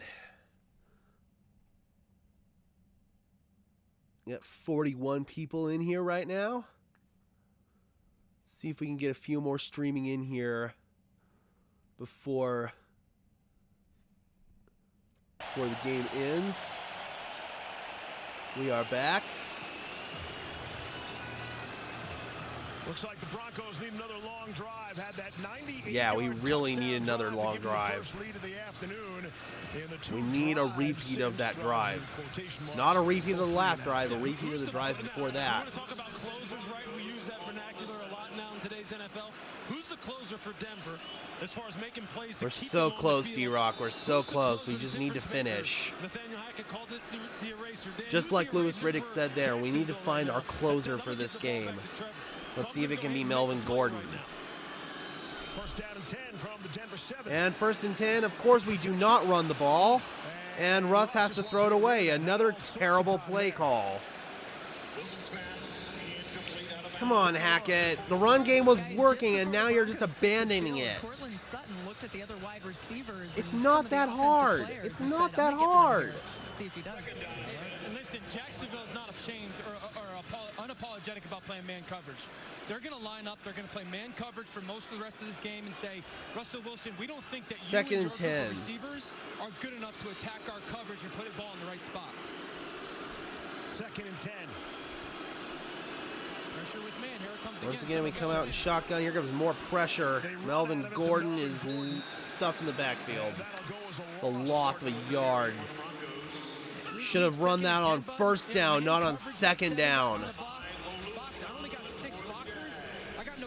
Seriously, now the Jaguars are winning the field position game. Terrible play calling from Nathaniel Hackett. Oh my God. You know you need to get the ball back. What's the call? Who's going to be the guy? But you're right. Cortland Sutton, you got to get to him. He's got a nice matchup right here on Darius Williams, right? Number 3 in the 3-by-1. Maybe you got a little bit of a size mismatch. Third down and 10. No way we're converting this because we can't convert a simple 3rd and 10. Wilson's in trouble. Wilson launches it deep, and it's incomplete. Hamler was down there. Dulcich as well. Looked like they collided a little bit. What the hell? Now Denver will have to punt from their own end zone. He picks the inside guy. He picks Hamler. Doesn't keep driving for depth. Totally loses position. And this read from Russ. You have to wonder if he didn't see Dulcich there over the middle, and he takes a shot in the end zone. Waitman from the end zone. Kirk. Pretty good punt from 45. He returns it across midfield, and Jacksonville is going to have fantastic field position. And so the Jaguars will take over and really It's another one of those, D-Rock, where you just wonder if Russ couldn't see him. You talk about him when he makes a play, and you talk about him when he doesn't have to make a play. Even if you can't see him, though, you have to know he's there, right? You have to have more awareness of what's around you if you're Russ. Oh. I'm sitting here laughing because look, there This offense is so incompetent. Can you lose? Yeah, the number one ranked corner and the number 2. And once again, defense is going to have to go out there. They're probably starting to get gassed. They already have a short field to deal with. Terrible. And now they make it even shorter. Christian Kirk across the 25-yard line down to about the 22, and the Jaguars get a big chunk right away. This offense is so bad. They keep putting their defense in these bad situations. This shit's not fair for the defense. It's just not. This sucks. Our defense has played lights out, and now we're just asking them to do too much. It makes no sense. He has to be one, and number 1 has to touch the ball here again. First down and 10. Travis Etienne again. That's been a good play. That's been a good play. God damn it. Guys, remember we talked to Travis Oh, just about him and Trevor Lawrence, and they mentioned how they have these we're gonna lose this game the same way we lost the Chargers game, aren't we? So the Jaguars take the next step as a Come on, man. If Jacksonville's going to win this game, it's going to be because 16 makes a big-time throw, and Travis Etienne becomes one of those untackable. Thank you so much for the subscribe. One of those backs that puts the team on his back. Oh, man. First and 10 from the 12. Lawrence, it's a reverse. Zay Jones slips. Jones is tackled by K-Jack at the 5-yard line. And it's going to bring up a second and short. Kareem Jackson's no joke either now. Jackson with this stop for the Broncos. To the Jacksonville Jaguars, when trailing in the 4th quarter, that's a 14-game losing streak. Oh, that was a big tackle there by K-Jack. God, no kidding. Keep him handy for the whole season, man. Second and 2, or second and 4, excuse me. Handoff, Etienne. First down, Etienne to the 1-yard line. First and goal from the 1-yard line. Of course it's 4-down territory. Just probably tries to pound it in. I would love to see Trevor Lawrence as an option as a ball carrier here. This defense is on its heels with Travis Etienne. Give us some read and have a chance for a ton of success. Which way you going? Who you going against? You're going to put Chubb in conflict? You're going to put Jonathan Cooper? Who's the guy you're going after? Chubb. First and goal from the 1 out of the gun. Etienne is stuffed. First and goal. Mike Purcell was in there. Josie Jewell as well. Look at him and Alex Singleton. Man, I love this about football. These are the parts of the game that you love as the rain's coming down here in Wembley. I mean, this is the kind of thing when coaches tell you to line it up and it's raining in 2-a-days. Let's go goal line live. 4 downs. This is why you do those things. They don't go live anymore. But starting to rain there in London. Second and goal. Second and goal. 55 yards rushing. Etienne is in. Touchdown, Jacksonville. Travis Etienne and the Jaguars are about to take a 3-point lead.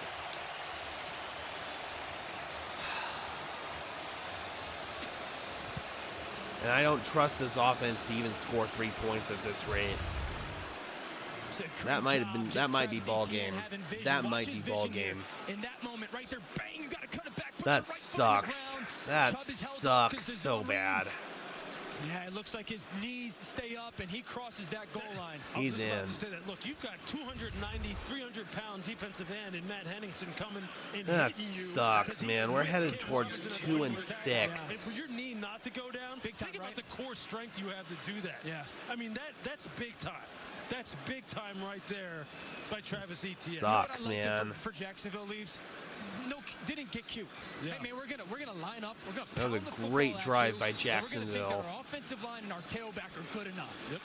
Big extra point. We need a vintage Russell Wilson moment, guys. That's the only way we can win this game. We need vintage Russell Wilson to come back. Oh, boy. 3:54 to go in the fourth. 17, Denver Broncos 14. I do not have a whole lot of confidence in this team.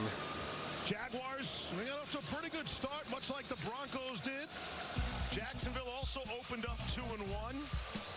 And when the Jaguars win, they were blowing people out. I mean, destroyed the Chargers 38-10 in that week 3. And then it's the 4 consecutive losses in the game every week, guys. 0-5 in one-score games.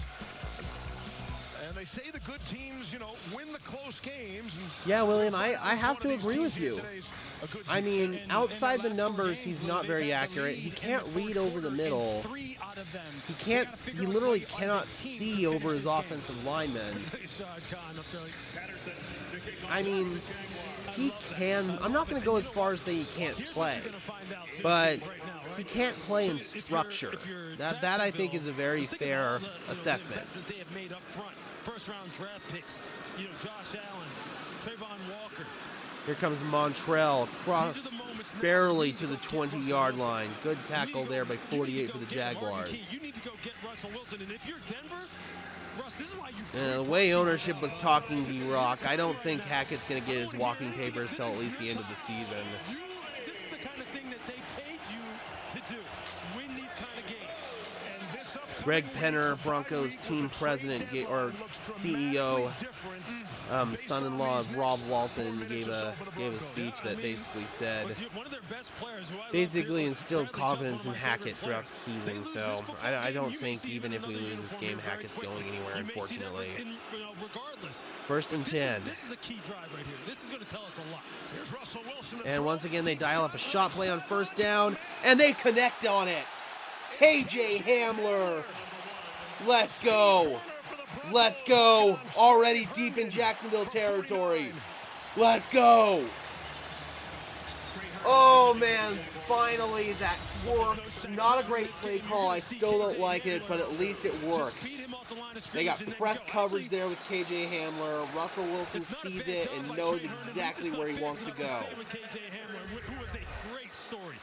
Let's go, KJ. Let's go. All right. That's the play that they've been missing. Exactly. That's the play that we've been missing, man. That's what we've expected to see our whole season. That's what Russell Wilson can do. KJ Hamler's the guy that has to go vertical, and a great connection between him and See, that is what Russell Wilson can do well. First and 10, we need to run the ball. Please run the ball. Why are we passing? Oh, come on, Cortland! Why? Why?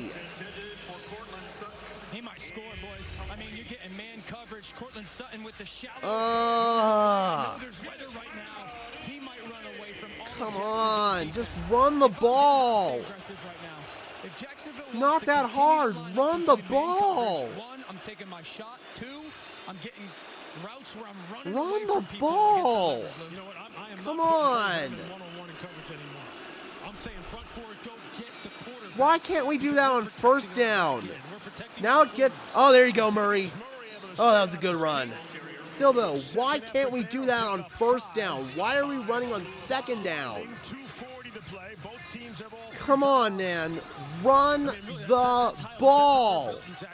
It's stronger up front. 28-yard line. You got to protect the corners. Russ has got to have a great mindset of understanding. Run the ball. You cannot take Not on this down, obviously. You know what I mean. It's 3rd and 5. Look at the third down conversions, just one of Dulcich goes in motion. 3rd and 5 from inside the Wilson running.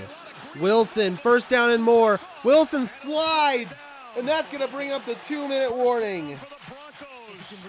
Let's go. Let's go. Let's go. Let's go. Let's go. Yeah, look, Josh Allen just lost contain, and Russell Wilson and made him pay. This is the kind of thing that Russ has done his entire career. You give me an outlet, I'm going to take it. 924 subs, guys. Better act fast if you want to be sub number 925. Yes, D-Rock, it seems like do non-logical things and they just try to get too cute. Running a goal line offense really isn't that hard. I've never played nor coached football in my entire life, but I think I'd be able to call a better offense on the goal line at least than what the Broncos have put forth. It's ridiculous. They're trying to get too complicated. Yeah, man, Russ needs to channel his inner baseball player in that one and slide a little bit better, honestly. All right. Oh, boy. Broncos really want to get a touchdown here and not a field goal.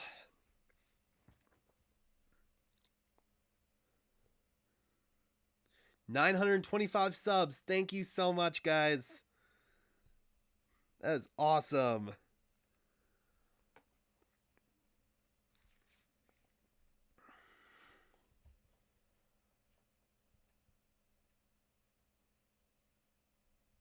All right. Just in case something crazy happens here in the final minutes of the game, I'm going to hit the record button here. That way I can chop it up if need be. Oh, man.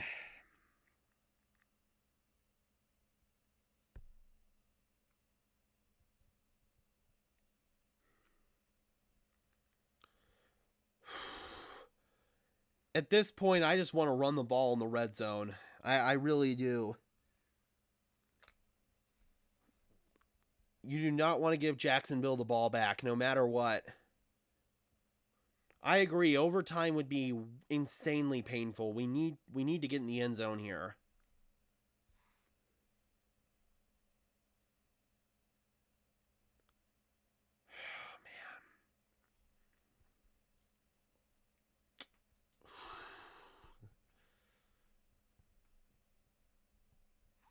All right, boys, we're back. Comebacks tied for third most since he broke into the league, trailing only Matthew Stafford and Ryan Tannehill. And here we are. It's the reason you came all this way, guys. This is exactly why we brought Russ here. Games inside of 2 minutes, or about to be inside of 2 minutes, in the red zone. 1st and 10. Thank God we're under center. Jacksonville 18. Hamler goes in motion. They give it to Hamler. Hamler makes the man miss. Hamler close to that first down marker. They're going to mark him a little bit short. Gain of 9. Good play call there. It's an 8-yard gain. It's the Hamler show. That was a good play call. This kid is a burner. I remember talking to him when he came out of Penn State. Before he went in the draft. Look, he had that awful injury a year ago. Just really has started to come around now. It's just nice to Second see down and him 1. be a big part of this game at a crucial moment. And the speed be the differentiating factor. I think you could run the ball right now if you're Denver. Dulcich has got to be on your mind. Got to run the ball. You calling timeouts. I agree with Orlovsky. You've got to run the ball. 2nd and 1.5. There you go. Murray, go down. There you go. They're going to burn another timeout here. 1st and goal, baby. 1st and goal. Don't get cute here, guys. Just run the ball again. Please do not get cute. William, this trade will never, ever get as bad as the Herschel Walker trade. We are only in year 1. We still have a lot more information we have to gather. Please do not get cute. Run the ball. Run the ball. They give up the explosive play. Trey Herndon, man-to-man coverage. He's on top of the receiver, just gets run by. Arden Key loses contain. Trayvon Walker loses contain right there. Run the ball. These are the kind of things that are causing Run the ball. 1st and goal. There you go. Touchdown! Latavius Murray! Woohoo! Let's go! Let's go! Yeah! And we are are an extra point away from taking a 4-point lead. Let's go, Murray! Yes! Got away with a false start. I thought we did too. I thought we'd kind of gotten away with it. Yep, Quinn Miners rocked a little bit early on that one. Refereeing has been terrible today, but I will take that. Denver's offense with an incredible drive. But my goodness, catching a break on the missed false start. Oh man, that was huge. McManus is good, and it is a 21-17 ball game, baby. Let's go! Let's go! The physicality of Latavius Murray. 28 is gold in the gold zone, baby. I love gold. All right, man. Defense needs to hold one more time. I'm just hoping we didn't leave them with too much time on the clock. Jaguars still have 1:43 left on the clock, and they have 2 timeouts to play with. You know, I know you're talking about the movement right there with the right guard, but I'm telling you, in real time, based on the snap, it is not early enough to be a false start. Yes, finally broke 20 points. Hallelujah. Just at the time of the snap. Latavius Murray, who scored that touchdown, he loves London. He's already played here this season and had a rushing. That's right, Latavius Murray already played in London with the Saints earlier, had a really good game. It's his second London game this season, man. And so it's Murray, not Melvin Gordon. Let's go, Latavius. Puts the Broncos on top. At this point, man, Latavius Murray is our RB1. Right, McManus. It's going to be a touchback. Jaguars started their own 25. Minute 43 left. Jags were forced to use a timeout. It was a good timeout. Saved themselves some more time on defense. Thank you so much to everyone who's tuned in, guys. This scenario has not helping grow this channel, grow this community. Quite frankly, hasn't been the Broncos' friend. I am hella nervous. Defense has been phenomenal. We just need them to hold one more time. KJ Hamler has kind of broken out here this year. First down and 10. Evan Ingram goes in motion. Lawrence, quick drop back, fires, and that is intercepted! It's picked off by K'Wan Williams! Oh my God, the defense comes in clutch! 1:36 left. Jags still have 2 timeouts, but oh my God, K'Wan Williams, the defense comes up clutch. Let's go! Yes! Woo! Interception by 21. Thank you so much for tuning in, Lisa. Oh my God, K'Wan Williams, he has been sensational today. Undercuts Christian Kirk. And the Broncos are a first down away from a win. I think it's up. I don't think you can overturn it based off of that. Can't overturn that. There's nowhere near enough to overturn that. Let's go! Let's go! Oh, this is a big win for us. Oh, this is big, guys. This is big. This might finally reignite our season. Our defense is phenomenal. Bill Kolar, defensive mentor over there, giving K'Wan Williams his flowers. Man, K'Wan playing with that big club, and he makes the play of the game with the interception, man. Domingo, because YouTube will take the stream down. 1st and 10, Murray is stuffed at the line, and you know Jacksonville's going to call timeout here. Jacksonville has a chance to get the ball back with probably about 30 seconds. Watch the pedal. It's perfect. Shoulders down. Look at the break and drive. Look at him pat his feet. Oh, man. Yeah, I'm going to have to put my reaction to that interception on YouTube. Leaves his feet. Christian's trying to get his hand in there. The ball's behind Christian.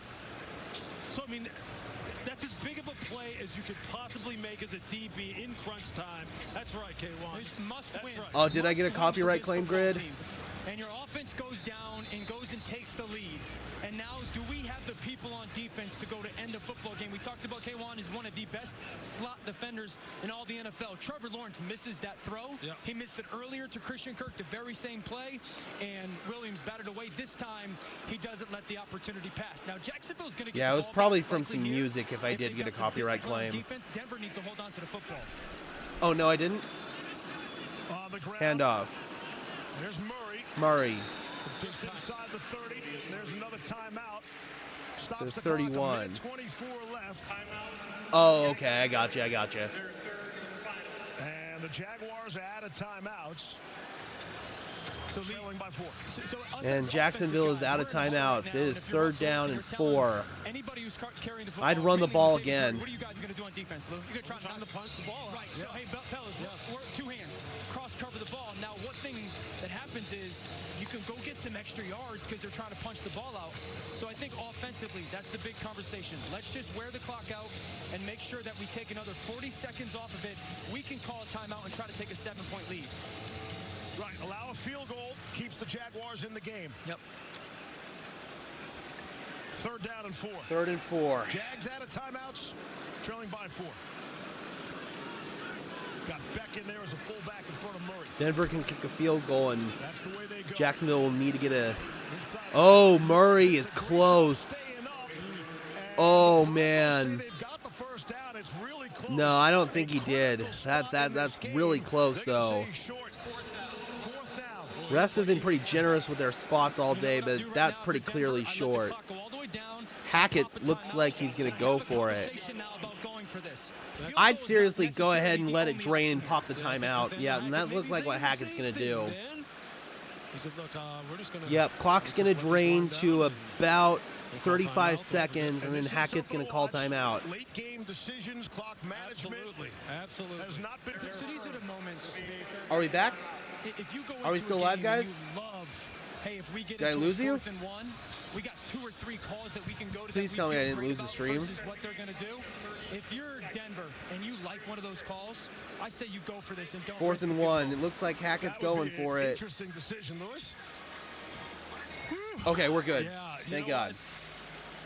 Well, I think for Nathaniel Hackett, I think conservative is probably good for him Cool. right now. Maybe put it back in the hands of his defense. Right. All right, guys, let's see what Hackett wants to do here. The way Latavius Murray has been running the football right now, and the way this offense Even if you give it back to Jacksonville, they only have 36 seconds and no timeouts. I think going for it here is definitely the right move. 1st down ends it. Wilson stays out there with the offense. Even if you're just going to hard count him. Oh, no, Wilson keeps it. He's close. Looks like that second push is going to get it there. I think that second effort is going to net them the 1st down. The clock is winding. It's a 1st down. That's game, baby. Denver wins. Let's go. What a win. Defense played lights out in that 2nd half. Offense did what they had to do. What a win for the Denver Broncos. When all was looking lost, the Broncos find a way to get the job done.